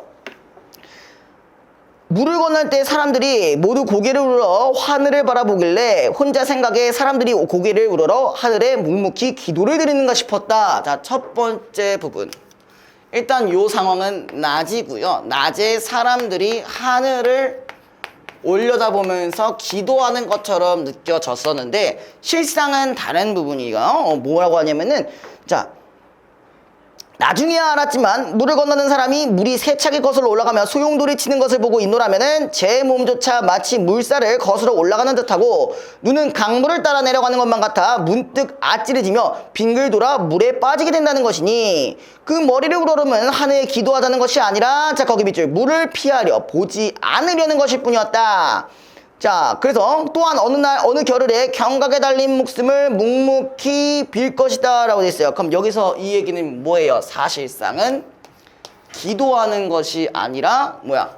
우리가 시각적인 어떤 공포에 인해서 하늘을 바라봤다라는 얘기죠. 그렇죠? 그럼 이건 일단 지금 어떤 감각에 인해서 보여지는 현상을 가지고 얘네가 공포를 느꼈다라는 얘기네요. 자, 그 다음에 그 위태로움이 이와 같은데도 강물 소리는 들리지 않는다. 모두들 요동 평화는 평평하고 광활하기 때문에 물줄기가 성내 울지 않는다고 말하지만 이것은 모르고서 하는 소리다. 자, 사실상 강물은요, 강물 물줄기 요 부분들은 물론 시각적인 면도 있었겠지만 당연히 뭐도 있어. 강물이 흐르는 소리. 청각적인 면도 있을 수가 있겠죠. 그죠? 자, 그 다음에 요하가 울지 않는 것이 아니라 다만 한밤중에 건너지 않았기 때문일 뿐이다. 그래서 낮에는 능히 물을 볼 수 있는 까닭에 눈이 온통 위험한 데로만 쏠려서 바하려 부들부들 떨려 그 도리어 그 눈이 있음을 근심해야 할 판인데 어찌 물소리를 들을 수 있겠는가. 자 그래서 이제 내가 한밤중에 강물을 건너매 눈에 위태로움이 보이지 않자 위태로움이 온통 듣는 대로만 쏠려서 귀가 바으려 덜덜 떨려 그 걱정스러움을 견딜 수가 없었다. 그럼 이걸 이렇게 바꿔주시면 되죠. 자 낮에는 사실 시각적인 공포가 시각적으로 보이는 부분이 더 잘 보이니까 그런 걸 느낀 거지만 그래서 뭘 못 느꼈어요? 청각적인 공포는 느끼지 못했어요. 근데 이제 밤에 있는 강물 같은 경우는 결론적으로 뭐가 차단이 돼요? 시각적인 부분들이 차단이 되기 때문에 뭐가 더 극대화가 되는 거야? 청각적인 어떤 공포가 극대화되는 거죠. 그쵸? 그러면은 자 이 낮과 밤의 그 경험을 기준으로 봤을 때 그럼 우리는 뭐에 대해서만 의지를 하게 됐다는 거야? 너무 감각에 대해서만 의지를 하고 있었다라는 거죠. 그러니까 더더욱 그렇게 보였다는 거지. 그러면은 이런 것들을 느끼지 않게끔 얘네가 뭐라고 얘기해야 되냐? 밑에 중략 나는 이제야 도를 알았다. 마음이 텅 비어 고요한 사람은 귀와 눈이 탈이 되지 않고 눈과 귀만을 믿는 자는 보고 듣는 것이 자세하면 자세할수록 더더욱 병통이 되는 것임을. 그럼 결론적으로 이게 결론이 뭐가 나온 거예요? 결론.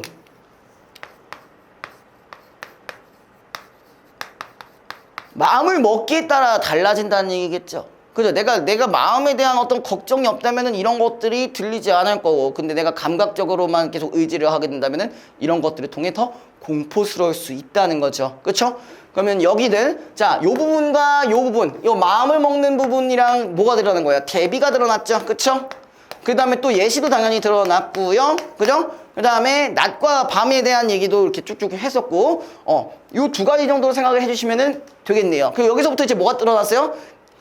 작가의 깨달음이 드러난 부분이었죠. 그죠? 그 다음에 소리와 윗갈은 바카스타물인데 바카스타물이 항상 눈과 귀에 탈이 되어 사람으로 하여금 바르게 보고 듣는 것을 잃게 만듦이 이와 같다. 그러니 하물며 사람이 세상을 살아가는 데서 그 험하고 위태로움이 황화보다 심하여 보고 듣는 것이 문득 병통이 됨이 있어서이겠는가. 내 장차 산중에 돌아가 다시 앞 시내의 물소리를 듣고 이를 징험하며 장차 몸놀림에 교모하여 소소로 증명하다도 믿는 자를 경계하리라. 그러니까 마음을 비워야 우리가 본질을 볼 수 있다라는 거겠죠. 바로 문제로 넣어볼게요. 자, 가에 대한 이해로 적절하지 않은 것은 자 1번 산문과 음문은 서로 간에 대비 있어요? 대비 있죠. 각각의 특성을 규정할 수 있다. 그죠? 규정할 수 있죠. 서로 분리하고. 자, 2번 산문 형식은 자유로운 형식 일단 맞고 객관성, 사문에 대한 관심, 비판적 태도를 지향한다. 이것도 맞죠? 본문에 들어가 있죠? 보여? 성현이 알겠니? 3번 시문이나 사장이라는 용어선에는 육문과 산문의 구별에 대한 자각이 함축되어 있다. 이것도 맞는 말이겠죠? 자, 4번 연암은 명실일체를 통해 끊임없이 변화하는 세계 속에서 불변하는 언어적 본질을 함유하였다. 자, 세계가 변하면은 언어도 바꿔야 된다는 얘기를 했었죠. 그래서 4번이 정답이고요. 자, 다음 5번 실학파에 속한 연암은 옛것을 본받는 법고에 비하여 새것을 만들어내는 창신에도 무게를 주었다. 이것도 맞죠? 그죠? 자, 그 다음에 16번 가를 바탕으로 나를 이해한 것으로 적절하지 않은 것은 자 1번 개구리가 다투어 우는 듯함과 같은 비유적 표현 이게 있네. 그죠? 비유적 표현이 여러 군데 나타난 것을 통해 글쓴이가 다채로운 문학적 표현을 적극 활용하여 했다. 연결 가능하겠죠? 자, 2번 모두 바르게 듣지 못하고라는 구조를 통해 글쓴이는 사람들이 겉으로 드러난 현상에 얽매여 본질을 통찰하지 못한다. 그쵸? 우리 겉에 있는 그 감각 때문에 통찰하지 못했다는 부분 연결이 가능하겠죠? 그 다음에 3번 이것은 모르고서 하는 소리다와 같은 단정적인 표현을 통해 글쓴이가 통념이나 편견에 대한 젖은 견해보다는 자신의 체험과 그로부터 얻은 깨달음을 더 신뢰한다. 맞죠? 4번 바깥 사물이 항상 눈과 귀에 탈이 되어와 같은 구조를 통해 글쓴이가 외부 사물에 대한 관찰보다는 형이상학적 관점 얘가 형이상학적 관점보다 자기 경험에서 얻은 거잖아 이거. 그죠? 4번이 정답이겠네요. 자, 5번 산중에 돌아가 다시 앞 시내의 물소리를 듣고 이를 징험하여와 같은 구조를 통해 글쓴이가 인식 주체의 진실한 체험을 중시하였음을 확인할 수 있겠다. 이것도 연결이 충분히 되겠네요. 자, 17번 기억과 니은에 대한 해석으로 가장 적절한 것은 자 기억이 문은 닫고 누워서고 니은이 고개를 우러러 라는 부분이네요. 자, 1번 기억은 세상 사람들의 편견으로 인해 적잖이 상심한 적 없었잖아. 그죠? 그냥 어떤 경험을 한 거지. 연결 안 되죠?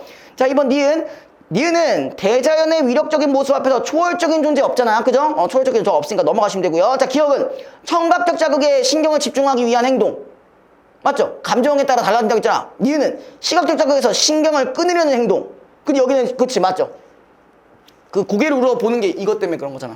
이 시각적 공포 때문에. 그죠?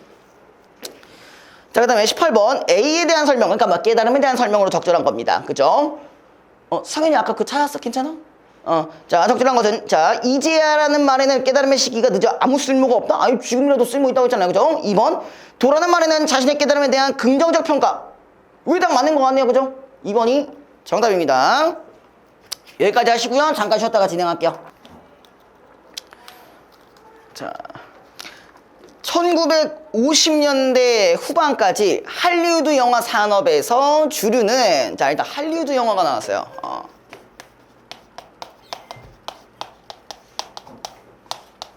할리우드 영화는 여러분들이 너무 많이 보는 부분이죠. 그쵸? 분노의 질주부터 시작해서 테이크, 그냥 맨날 그 구성이 어때? 똑같아. 딸이 납치당함, 아버지가 빡침, 다 죽임, 그러면 구해냄. 이거잖아. 그죠? 그래가지고 서부 영화, 공포 영화, 멜로 영화 등과 같이 분류 가능한 형식과 서사를 갖춘 영화인 장르 영화였다. 장르 영화야. 할리우드 영화는 장르 영화고 형식과 서사가 정해져 있어요. 그쵸? 정해짐. 그 다음에 자 장르 영화는 인과관계로 이어지는 사건의 연속인 내러티브를 바탕으로 각 장르에 맞는 전형적인 서사 관습을 따랐다. 자, 여기서 하나 더 갖고 가셔야 될 거 인과관계. 인과관계가 확실한 것을 우리가 앞으로 뭐라고 부를 거라고? 내러티브라고 부를 거라고. 자, 여러분들이 은근히 예술 관련 지문에서 특히 영어가 나왔을 때 내러티브라는 말 그래도 접해볼 수 있을 거예요. 그래도 한 3-4번 정도는 접하실 겁니다. 그래서 이 내러티브라는 정의 자체는 어쨌든 인과관계에 해당하는 거건 인과관계가 확실한 걸 내러티브라고 하거든요. 근데 뭐 이거에 대한 배경식을 모르더라도 뭐 해석하시는 데는 큰 문제는 없지만 여기에 대한 용어가 어떤 건지를 아신다면 조금 더 시간을 단축해 줄 수가 있겠죠. 그쵸? 자, 그 다음에 사건들은 보통 분명한 결말을 향해 결합되어 있었고, 자, 분명한 결말. 그럼 인과관계가 분명하니까 당연히 결말도 똑같습니다. 분명한 결말. 아까 얘기했죠? 딸이 납치되었다. 아버지가 빡친다. 다 죽여버린다. 딸을 구한다. 그치? 그죠? 분명한 결말을 가지고 있습니다. 그 다음에 이는 장면들을 실제 사건인 양 보여주는, 자, 또 거기도 동그라미 기술적 장치, 이런 것들을 구현할 수 있는 기술적 장치가 있대요. 그 다음에 현실감을 높여주는 자연스러운 조명, 눈높이에 낮춰진 카메라 앵글, 프레임의 중심에 자리한 주요 인물들이 바로 그것이다. 뭐 여러 가지 있었지만 뭐 조명, 그 다음에 뭐 앵글, 카메라 각도, 그 다음에 뭐 인물, 뭐 이런 것들이 있대요. 됐죠? 따로 뭐 정리하실 것까지는 없지만. 자, 그 다음에 편집조차 인위적으로 이어붙인 느낌이 없도록 자연스러운 연결을 추구했다. 또 뭐가 있어요? 자연스러운 편집도 있대요.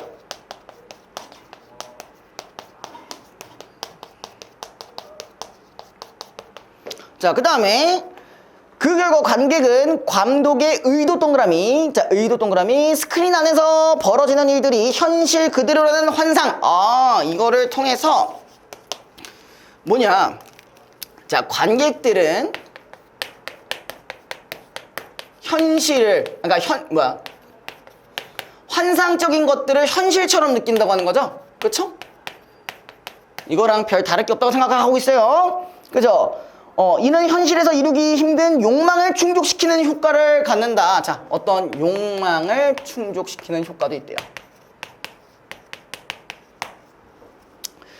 그다음에 여기에 덧붙여 미국이 옹호하는 가치가 주제로 제시되면서 할리우드 영화는 은연중에 관객의 가치관에 영향을 미치기도 했다. 가치관의 영향. 자, 우리 이거 비슷한 거 있었죠?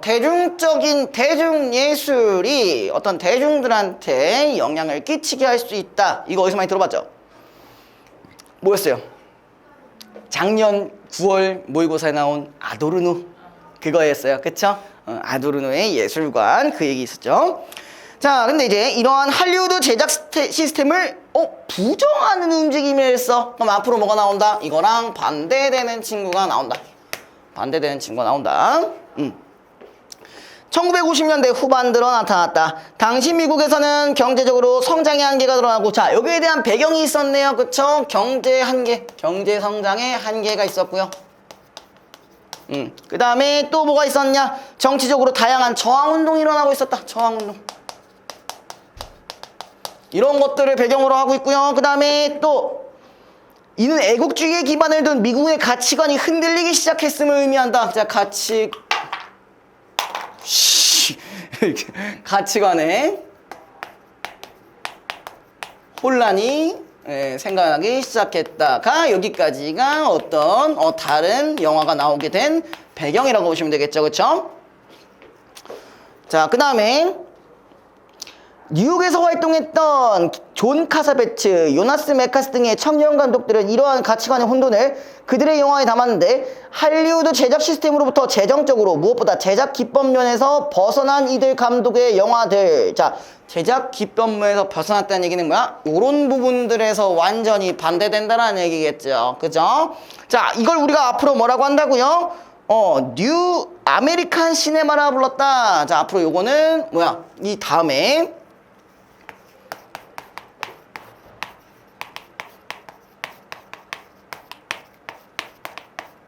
이거라고 불리기 시작했다라고 돼 있어요. 자, 그 다음에 그들은 할리우드 영화가 누군가의 경험을 가상 속에서 맛보게 함으로써 관객을 구경꾼으로 전락 동그라미.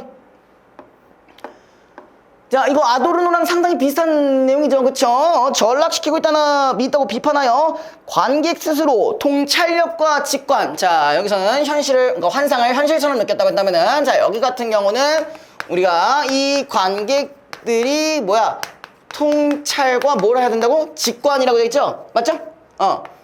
통찰과 직관을 하긴 뭐가 한 거야? 그럼 여기 부분이랑 어느 정도 다른 부분이 있겠네요. 그쵸? 그 다음에 또한 영어가 영화일 수 있는 것은 영상이 지닌 고유한 표현 양식 때문이라 보고 영화만의 영상적 속성을 뜻하는, 자, 거기 동그라미, 영상적 속성을 뜻하는 영화적 어휘를 개발했대요. 그럼 여기서 하나 더 얘기해야 될 건 영화적 어휘. 근데 얘는 뭐랑 관련이 되어 있다? 영상적 속성.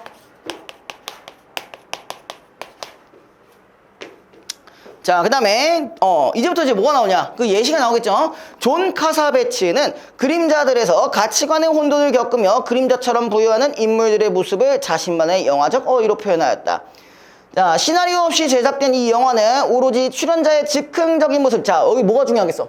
즉흥적인 모습이 중요하겠죠. 자, 일단 특징이 뭐였어요? 시나리오가 없어요. 시나리오가 없다는 얘기는 여기 부분이랑 정확히, 여기 봐봐요. 여기 부분이랑 정확히 반대되는 말이겠죠. 그쵸? 시나리오가 뭔데요? 극 중에 대본이잖아요. 그쵸? 근데 그게 없는 거예요. 그 다음에 또 뭐가 있었냐? 내러티브로부터 캐릭터가 창조되는 것이 아니라 인물로부터 이야기가 만들어지는 것이다 라고 되어 있어요. 자, 즉흥적인 모습.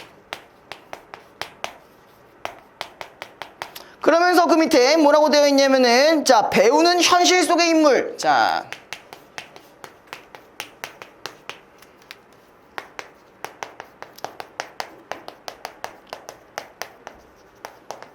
현실 속의 인물이래. 그럼 여기랑 달라진 부분 뭐가 있어? 배우는 이 안에 있는 가상의 인물이고 여기서는 현실 속의 인물이죠. 그쵸? 자, 그래서 카메라는 이 인물들의 즉흥적인 실제 생활을 고스란히 담았다. 카메라를 손에 들고 촬영하는 핸드헤드 기법으로 촬영된 영상들은 카메라가 잡아다는 맥락을 따라 하나의 이야기로 모아지는 것이 아니라 인물 주변에 실제로 생성되는 시간을 재구성할 뿐이다 라고 했어요. 혹시 핸드헤드 영상 본 적 있어요? 핸드헤드 영상? 이거요. 이렇게 촬영하는 거예요. 카메라를 이렇게 놓고 촬영하는 게 아니라 이렇게 들고 같이 그 인물이 움직이면 같이 움직이면서 촬영하는 거야. 그 대표적인 영화가 하나 있는데 좀비 영화 중에 아리씨라고. 그러니까 녹화죠. 아리씨가 녹화잖아. 레코드. 그래서 우리 일반적인 좀비 영화는 어때? 그냥 이렇게 막 월드워 Z만 생각해봐도 여기 막 좀비 존나 올라와 바래잖아. 근데 이제 아리씨 같은 경우는 완전히 1인칭 시점이야. 1인칭 시점으로 주인공이 이걸 이제 들고 다니면서 촬영을 해. 그러다가 이제 좀비가 이게 나오는 것도 되게 약간 박진감 넘치게 이렇게 확 나와버려. 근데 이제 중간에 주인공이라기보다는 그 들고 있던 사람이 중간에 이제 실종이 됐거나 아니면 죽거나 막 그러거든요. 죽는데 딱 죽으면 이제 카메라가 탁탁 이렇게 넘어지잖아. 넘어지는데 좀비가 여기 옆에 와가지고 그래서 막 존나 막 그런 막 장면들이 있어요. 어쨌든 막 좀 살짝 좀 시점이 다르니까 좀 박진감이 좀 넘치는 뭐 그런 장면들이 그냥 있다. 그냥 그런 예를 좀 들어드린 거고요. 그 다음에 자, 카사베츠는 갑자기 장면의 흐름을 잘라버리는 편집 기법. 밑줄 쳐보자. 장면의 흐름을 잘라버리는 편집 기법. 그럼 뭐야? 어기랑 반대되는 거죠. 그죠? 자연스러운 편집이 아니라 인위적인 편집이 있네요. 그죠?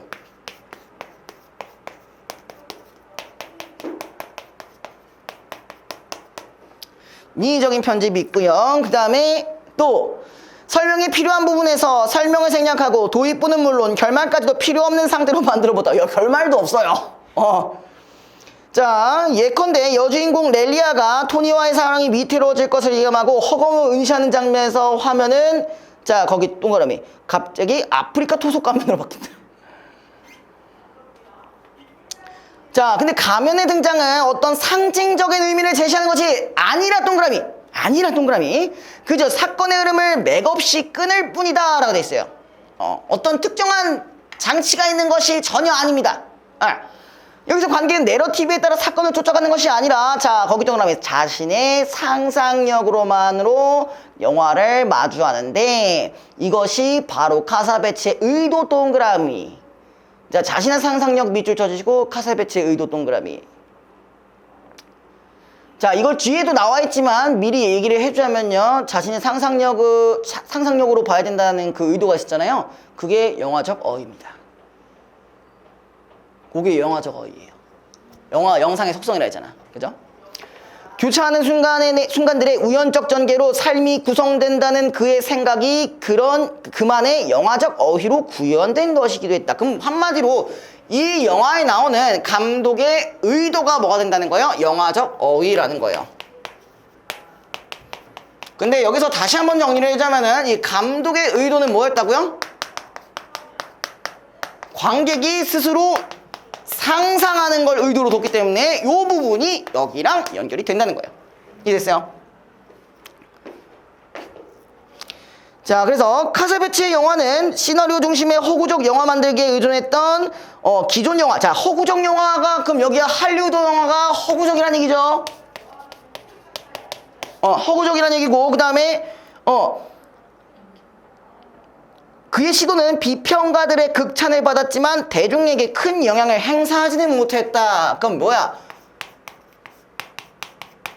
비평가한테는 나름대로 좋은 평가를 받았지만 대중에 대해서는 인기가 조금 없었대요. 한마디로 뭐야? 예술적인 포인트는 있지만 대중성을 잡지는 못한다는 얘기죠. 맞죠? 그 다음에 그럼에도 불구하고 뉴 아메리칸 시네마의 실험 정신은 독립영화 등의 형태로 명맥이 유지되면서 역설적으로 오늘날에도 할리우드의 영화적 자양분을 제공하고 있다라고 되어 있어요. 그래서 이거 관련된 게 뭐 아까도 얘기했던 그 오펜하이머도 그럴 수도 있는 부분들이겠죠. 그렇죠? 우리가 일반적인 일반적인 속성이 아니잖아요. 그죠? 그렇게 볼 수가 있다. 자, 어쨌든 간에 제가 이런 식으로 지금 비문학을 계속 분석을 하고 있는데 아마 여러분들이 봤을 때에는 제가 읽은 부분에서까지 그러니까 여러분들이 어느 정도 알 수 있는 부분들까지 다 적어놨을 거예요. 굳이 다 필기하실 필요는 없고요. 여러분들이 나는 이렇게 이 지문에 대해서 분석을 이렇게 하니까 여러분이 실제로 풀 때 최대한 여기에 가깝게 적용해 보신다고 생각하시고 여기서 이 수업할 때는 그냥 여기서 얻어가실 부분들이 있다면은 그것만 적어주시면 돼요. 내가 실제로 생각한 부분이랑 제가 말했던 부분이 어느 정도 구조적으로 뭐 좀 다르거나 좀 더 낫다고 생각하시면 그 부분만 필기해 주시면 되거든요. 이걸 다 하시면 당연히 힘들잖아요. 그죠? 그래서 요런 것들에 대해서 그냥 이렇게 뭐 구조적으로 정리해 볼 부분들이 있으면은 그런 부분에서만 정리하시면 됩니다. 아시겠죠?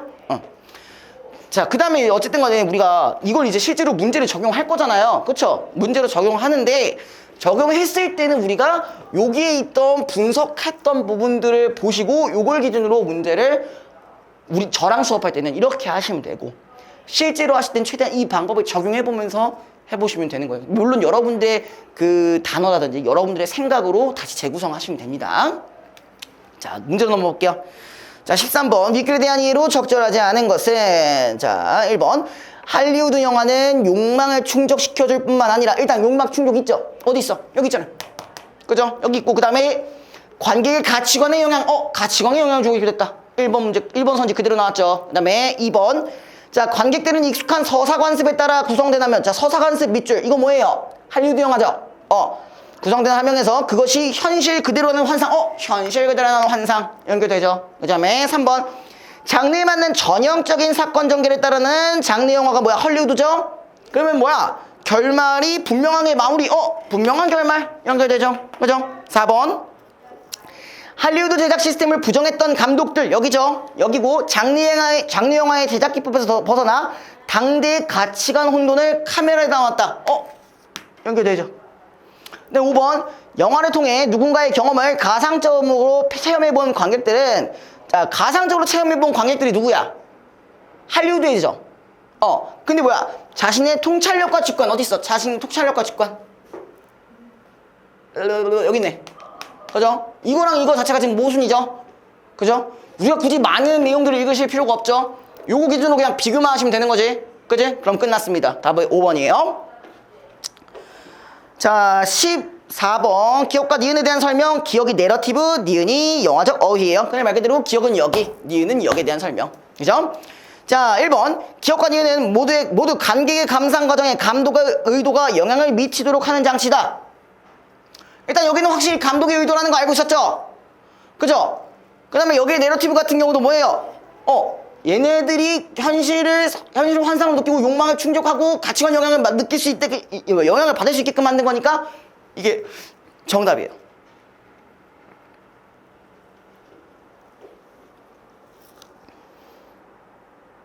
이해됐어요? 이해돼? 안 돼? 안 돼? 자, 그 다음에 15번 뉴 아메리칸 시네마에 대한 설명으로 가장 적절한 것은 자, 요거에 대한 설명입니다. 자, 1번 미국이 옹호하는 가치로 애국주의가 공고하게 자리 잡은 개쌉소리야. 혼란이 있을 때 한 거라고 했잖아요. 그쵸? 그 다음에 2번 자, 관객과 비평가 모두에게서 주목을 끌지 못하면서 개소리죠. 비평가는 개꿀 이러면서 하고 있는데 대중은 병신 이러고 있었잖아요. 그죠? 3번 할리우드의 전형적인 제작 방식에서 벗어나까지는 맞는 것 같은데 독립영화가 추구한 실험 정신을 적극 수용하였다. 자, 3번이 되게 매력적인 오답이죠. 뭘로 갖고 와야 돼요? 이 뉴 아메리칸 시네마가 독립영화에 영향을 준 거죠. 그러니까 보통 여러분들이 문제를 푸실 때 3번이 이거 누가 대충 읽어봤을 때 이거 맞는 것 같아 해서 이거를 선택하는 경우도 있으니까 이걸 꼭 주의해 주시고요. 4번 관객을 구경꾼으로 전락시키는 영화가 할리우드 영화죠. 여기서 벗어나고자 하였음에도 오늘날의 할리우드 영화에까지 영향을 미치고 있다. 맞네요. 여기 4번이 정답입니다. 자, 16번으로 넘어가 볼게요. 윗글의 그림자들과 보기에 이지라이더에 대한 이해로 적절하지 않은 것은. 자, 그림자들은 말 그대로 이 부분에 대한 설명이죠. 그죠? 여기 부분에 대한 설명. 맞죠? 그 다음에 이지라이더는 뭐 다른 거 이제 분석을 해봐야 알겠네요. 그죠?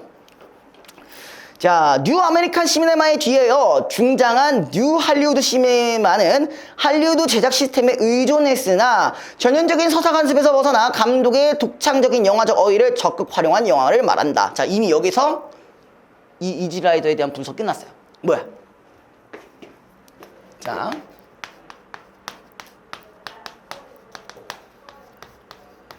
할리우드 제작엔 동일했죠. 그죠? 그 다음에 영화적인 어휘도 들어갔다고 했어요. 그렇죠? 그럼 이건 뭐예요? 자, 뉴 할리우드 시네마 같은 경우는 요쪽에 있는 시스템과 요쪽에 있는 시스템이 둘 다 들어간 거예요. 알겠죠? 정확히 얘기하면 여기는 시스템이고 여기서는 가치관이죠. 그죠? 자, 그래서 이 영화들은 시대의식을 반영하는 한편 일탈을 일삼는 주인공들을 낭만적이고 인간적으로 묘사했다. 영화 속 인물들은 자연스러운 연기를 통해 자, 거기 밑줄 정해진 내러티브에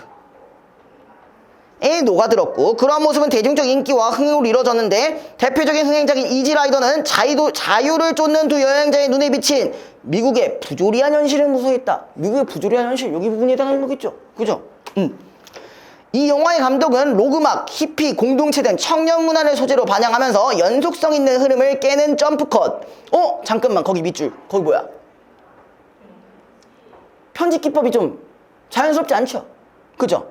툭툭 끊어지는 듯한 거친 리듬의 편집 등 영상에서 독창적인 스타일로 당대의 지배적 가치에 대한 저항을 묘사하였다. 그럼 우리가 어떤 부분이 할리우드 시스템을 적용했는지 어떤 부분이 이쪽에서 적용되는지를 구분하실 필요가 있다는 거죠. 자, 1번 그림자들과 마찬가지로 이지라이더는 장면의 흐름을 끊는 편집 방식을 사용했다. 둘 다 맞죠? 2번 그림자들과 마찬가지로 이지라이더는 장르 영화에서 벗어난 작품이라 볼 수 있다. 벗어났잖아, 장르 영화에서는. 그죠? 가치관이 좀 다르잖아. 그죠? 3번 그림자들과 달리 이지라이더는 현실 속의 인물과 구분되는 배우의 연기를 카메라에 담았다. 할리우드 제작 시스템을 이용했다고 했잖아. 그죠? 내러티브 있다고 했었잖아요. 그죠? 그러니까 여기 가상에 해당하는 얘기가 있긴 있는 거지, 이지라이더는. 그 다음에 4번 이지라이더와 달리 그림자들은 독창적인 영상적 속성을 활용하여 상징적인 의미를 제시했다. 야, 상징적인 의미 딱 하나 나왔어. 어디 있었어? 그림자들에서. 아프리카 가면 상징적인 의미가 없다고 했었죠? 내용과 연관 없었다고 했죠? 그죠? 자, 그 부분이 틀렸습니다. 4번이 정답입니다. 자, 17번 문맥상 의미가 A와 가장 가까운 것은 A가 애국주의의 기반을 둔이라는 얘기 두고 있어요. 그럼 이거는 뭐예요? 어떤 정신을 기반으로 한 정도로 보시면 되죠. 그러면 1번 삼촌은 슬하에 3남매를 두셨다. 이 뭐야, 그냥 애가 있다는 것은 아니고. 그다음에 2번 그 사건은 두었다가 킵의 의미죠. 킵. 그죠? 3번 종교는 인간 사랑을 기본 정신으로 두고 있다. 이거를 기틀로 삼고 있다. 맞겠죠? 4번은 두었다. 물리. 그다음 5번은 며칠을 두고 시간을 두고잖아. 그죠? 그래서 3번이 정답입니다. 자, 그 다음에 옆에 배고프다. 배고파요. 자, 골라주십시오. 음악, 미술. 야, 이 정도면 고민은 좀 덜 해야 되잖아. 야, 과학, 철학은 아니잖아. 야, 음악, 미술. 뭐 할래요? 음악, 미술. 미술? 너는? 꼴리는 대로? 너는? 미술 할까요? 아, 배고프다. 죽을 것 같아, 진짜. 아직 못 먹지. 8시 반에 알람 맞춰놨지만 몇 시에 일어난다? 9시 10분에 일어났다. 그래서 열심히 과속을 하며 여기 도착했다. 아, 배고파요.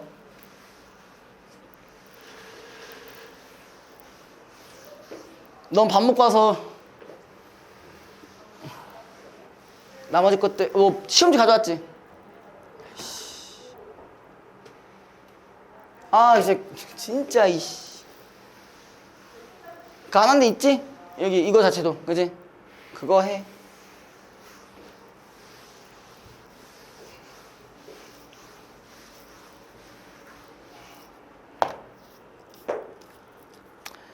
자, 67페이지 하고 마무리 지을게요.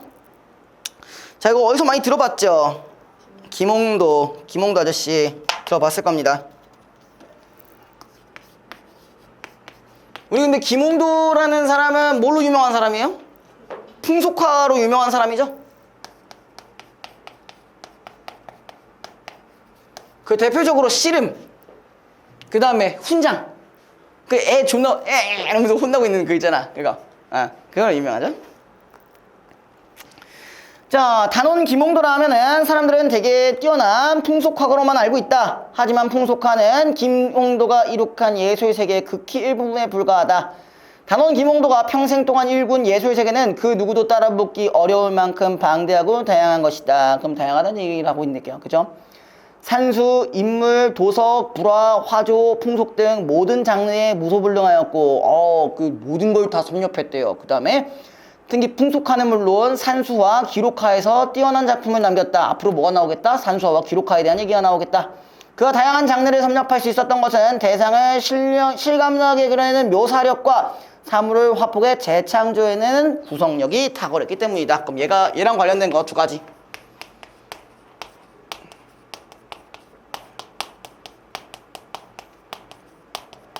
두 가지를 또 정도로 보일 수가 있다는 얘기네요. 그죠? 자, 당시 속화라 불렸던 풍속화에 있어서는 서민들의 삶을 애정어린 시각에서 포착하는 수준을 넘어 서민의 심성에 다가서는 충만한 리얼리티를 표출해내었다. 자, 처음에 1번 속화를 기준으로 얘기했어요. 속화 같은 경우는 지금 대표적인 게 서당이죠. 서당. 자, 서당은 훈장과 매맞는 아이 그리고 주위의 다른 아이들의 표정을 생동감 있게 표현하여 장면이 갖고 있는 것들 내용은 물론 그들의 신경까지 한눈에 포착할 수 있도록 하였다.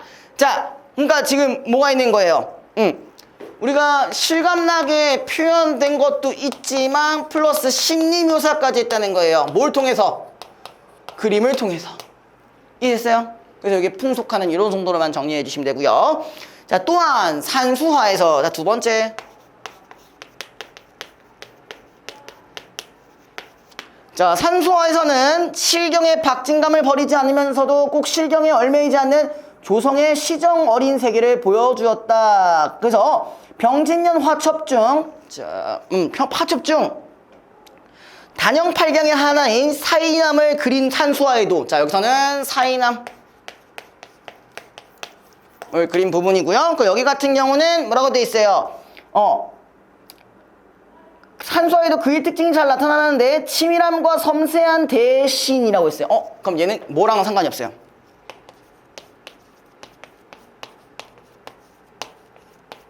이건 없어요.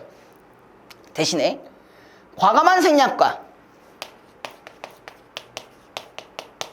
그 다음에 스스럼 없는 거기에 없는 필묵을 구사하여 우리나라 진경상수의 온화하고 서정적인 아름다움 자 이걸 통해서 온화하고 서정적인 아름다움을 유감없이 표현했다라고 했어요. 그래서 여기서 자, 이 산수화에서 봐야 될 부분들은 이 부분 과감하게 생략한 부분 생각해 주시면 됩니다.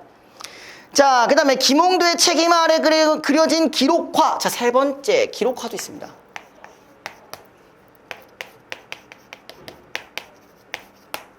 자, 기록화에서는요 원행을 묘정리 의궤를 보면은 이거는 기니까 안 적을게요. 그걸 보면은 이전의 의궤가 사람의 배치를 표시했던 정도에 비하여 의궤가 뭐라고 했어요? 나라에서 치르는 큰일을 그린 기림이라고 되어 있어요. 그쵸? 자, 이전의 의궤가 사람을 표시한 정도에 비해서 그럼 그런 얘기는 뭐예요?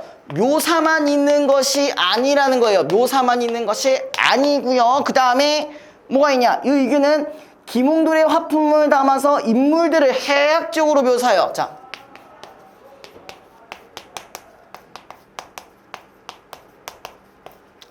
그러면 인물을 해학적으로 묘사했다는 얘기는 뭐예요? 재구성했다는 얘기죠. 그럼 여기는 묘사에 가까운 부분들은 많이 없어지고 구성력을 사용했다는 얘기가 들어가겠죠. 그럼 여기는 옆에다가 구성력 여기 써주시면 됩니다. 자, 그 다음에 더불어 화면 위로 올라가면서 원경을 잡아내는 시각 구성은 기존의 기록화가 가지지 못한 완벽한 구도를 갖게 되었다. 자, 시각 구성 인물 말고도 하나 뭐죠? 시각 구성. 요거 같은 경우는 완벽한 구도랑 연결이 되어 있고요. 그냥 지금 벌써 작품만 얘기를 하면서 얘를 들고 있습니다. 그죠? 마지막 볼게요. 자, 단원은 말년에 이르러 한 편의 그림 속에 이러한 작품들의 장르적 특징들을 자, 거기 동그라미 종합하고 있대요. 마지막에는 뭘 하고 있다? 종합을 하고 있습니다. 자, 종합을 뭐라고 하고 있냐? 자, 마지막 대작인 기로세련계도라는 건 있는데 자, 1804년 개성의 한 노인이 개회를 벌이면서 단원에게 잔치 장면을 그려줄 자, 잔치 장면 밑줄. 여기서 뭐가 나온다? 잔치 장면이 나올 거야. 그 다음에 탄생이 된 작품이다. 단원은 화면 중앙에 차이를 설정하고 그 상단에는 송악산을 빼어한 산수화로 그려놓고 하단에는 잔치 장면을 그려놓는 2단 구조를 취하였다. 자, 얘가 2단 구도라고 했으니까 뭐랑 뭐가 있는 거야? 일단 첫 번째 산수화적인 느낌도 있었죠. 그쵸? 그 다음에 두 번째 같은 경우는 뭐도 있다고 했어요? 지금 거기에 잔치 장면이니까 아무래도 요거랑 연결이 될 수 있겠죠. 그 한마디로 이 마지막 작품 같은 경우는 산수화라는 부분과 속화라는 부분이 둘 다 합쳐졌다는 얘기겠네. 그쵸? 그리고 이거를 2단 구성을 했다고 했으니까 얘는 뭐랑 뭐랑 연결이 돼? 여기는 상단이었고 여기는 하단으로 구성되어 있다는 얘기겠죠. 그쵸? 자, 그 다음에 그리고 그 사이를 소나무와 안개로 처리하여 산수화와 개회가 하나로 어울리게 하는 기발한 구도를 완성하였다. 자, 이 사이에 뭘 넣었다고? 소나무랑 안개를 집어넣었어요. 그러니까 요 얘기는 뭐예요? 경계가 없이 자연스럽게 표현했다는 얘기죠. 그쵸? 자, 그 다음에 또한 많은 인물들을 자 점경으로 그리면서 속화에서 보여준 묘사력을 묘감없이 재현하고 있다라고 해서 그쵸? 제가 아까 얘기했던 속화랑 연결된다고 했었죠. 그쵸? 그 다음에 이리하여 이 작품은 진경상수화와 속화를 아우른 기록화가 되었고 말년의 단원이 얼마나 능숙하게 장르를 넘어들면서 새로운 그림을 창출했는가를 여실히 보여주고 있다라고 되어 있어요. 그래서 이 부분에 대한 작품은 24번 문제에 그대로 나와 있습니다. 여기는 좀 이따 같이 해보도록 하고요. 자, 문제로 들어가 볼게요. 22번. 자, 윗글에 대한 이해로 가장 적절한 것은 자, 1번. 단어는 자연보다 인물을 대상으로 한 그림에 더 능하였고 아니 모든 장르에 능하다고 했잖아. 그죠? 2번. 단어는 특정 장르에 얽매이지 않고 장르와 장르를 너무 만들어. 이거 맞는 거. 입에 맞는 얘기겠네요. 그쵸? 자, 보통 여러분들이 어떤 문제를 푸실 때요. 독해 자체의 시간을 잡아먹는 건 솔직히 어쩔 수 없는 부분이긴 해요. 근데 우리가 더 시간을 줄여보려면 어떻게 해야 되냐면은 자, 이런 식으로 적절한 거에서 빨리빨리 시간을 끊어내는 게 중요합니다. 그러니까 그걸 확실히 찾고 넘어가시는 게 여러분들이 더 시간을 줄이려면 할 수 있는 포인트. 근데 물론 아직 여러분들은 독해 시간이나 그러니까 문학에 대한 분석 이런 것들이 일단 먼저 이루어져야겠죠. 그렇죠? 자, 그다음에 2번. 단어는 23번이네요. 자, 기억 디귿에 대한 설명. 기억이 뭐였냐? 기억이 속화죠. 속화. 그다음에 니은이 산수화. 그다음에 디귿이 기록화입니다. 자, 이 기록화가 어디 나와 있어요? 원행을 묘정이 의궤 그쪽이죠. 자, 볼게요. 자, 그러니까 한마디로 1, 2, 3번이죠. 이거만 보면 되죠. 자, 기억은 작품 속의 상황이 한눈에 파악되도록 그려졌다. 그쵸? 얘는 말 그대로 서당이니까 서당 전체에 대한 상황을 알 수 있게 한 거죠. 그죠? 그 다음에 2번. 기억은 서민의 심성까지 남긴 리얼리티를 확보하게 표현했다. 저 여기 심리묘사 했다고 했으니까 연결될 거고요. 3번. 니은 여기에요. 자, 실경의 모습을 그리면서 그에 대한 정서를 함께 드러냈다. 그거 부분이 좀 어려울 수 있는데 어디냐면은 온화하고 서정적인 아름다움이라는 얘기를 했었어요. 그죠? 서정적이다라는 부분을 봤을 때 3번이 연결이 됩니다. 졸려요? 졸리세요? 자, 그 다음에 4번. 자, 디귿은 시성을 이동하면서 원경을 잡아내는 구성을 취해냈다. 이거 뭐야? 여기 뭐야? 한번 봐야 되겠네요. 그쵸? 자, 어디 있습니까? 디귿에 보면은 산수화에서 밑에서 세 번째 줄 더불어 화면 위로 올라가면서 원경을 잡아내는 시각 구성 있네요. 그죠? 연결될 거고요. 다음 5번. 자, 디귿은 의궤보다 사람의 배치를 더욱 단순하게 표시한 게 아니라 뭘로 바꾸면 돼? 해학적으로 표시했다고. 여기 있잖아. 해학적으로 표시했다. 됐죠? 자, 그 다음에 마지막. 자, 24번. 윗글을 바탕으로 보기를 감상한 내용으로 적절하지 않은 것은 자, 단어는 화면의 상단에서 실제로 존재하는 송악의 왼쪽 연봉을 안개로 가려버리는 대담한 구도를 취하였다. 뭐야? 생략한 거죠. 그리고 중앙에는 단절감과 연결감을 동시에 느끼게 해주는 차이를 좌우로 펼쳐 하단의 잔치 장면이 안정적인 구도 위에 자리 잡을 수 있도록 하였다. 근데 여기 제목이 뭐예요? 기로 세련 제도야. 궤도에라고 돼 있어요. 그러니까 여기는 뭐야? 여기에 대한 설명이에요. 됐죠? 자, 1번 볼게요. 자, 적절하지 않은 겁니다. 자, 상단에서 송악산의 전모를 치밀하고 섬세하게 그렸나요? 대담하게 그렸지. 그냥 대충 그렸잖아. 그쵸? 됐어요? 이거보다 틀렸네요. 자, 2번, 3번, 4번, 5번 쭉 볼게요. 자, 2번. 상단에 안개를 그려내어 상단과 하단이 하나로 어울리겠다. 경계가 없이 자연스러운 것처럼 표현했다. 연결되죠?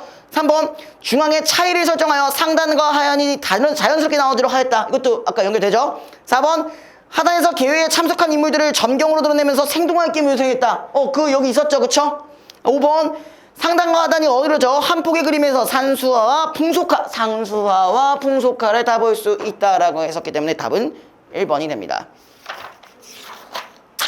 여기까지 하도록 합시다. 그리고 여러분들은 제가 중간중간에 비문학이나 이런 부분들을 안 한 게 몇 개 하나 둘씩 아마 송송송 있을 거예요. 그쵸? 그것들은 여러분들이 어차피 안 푸시니까 제가 수업을 한번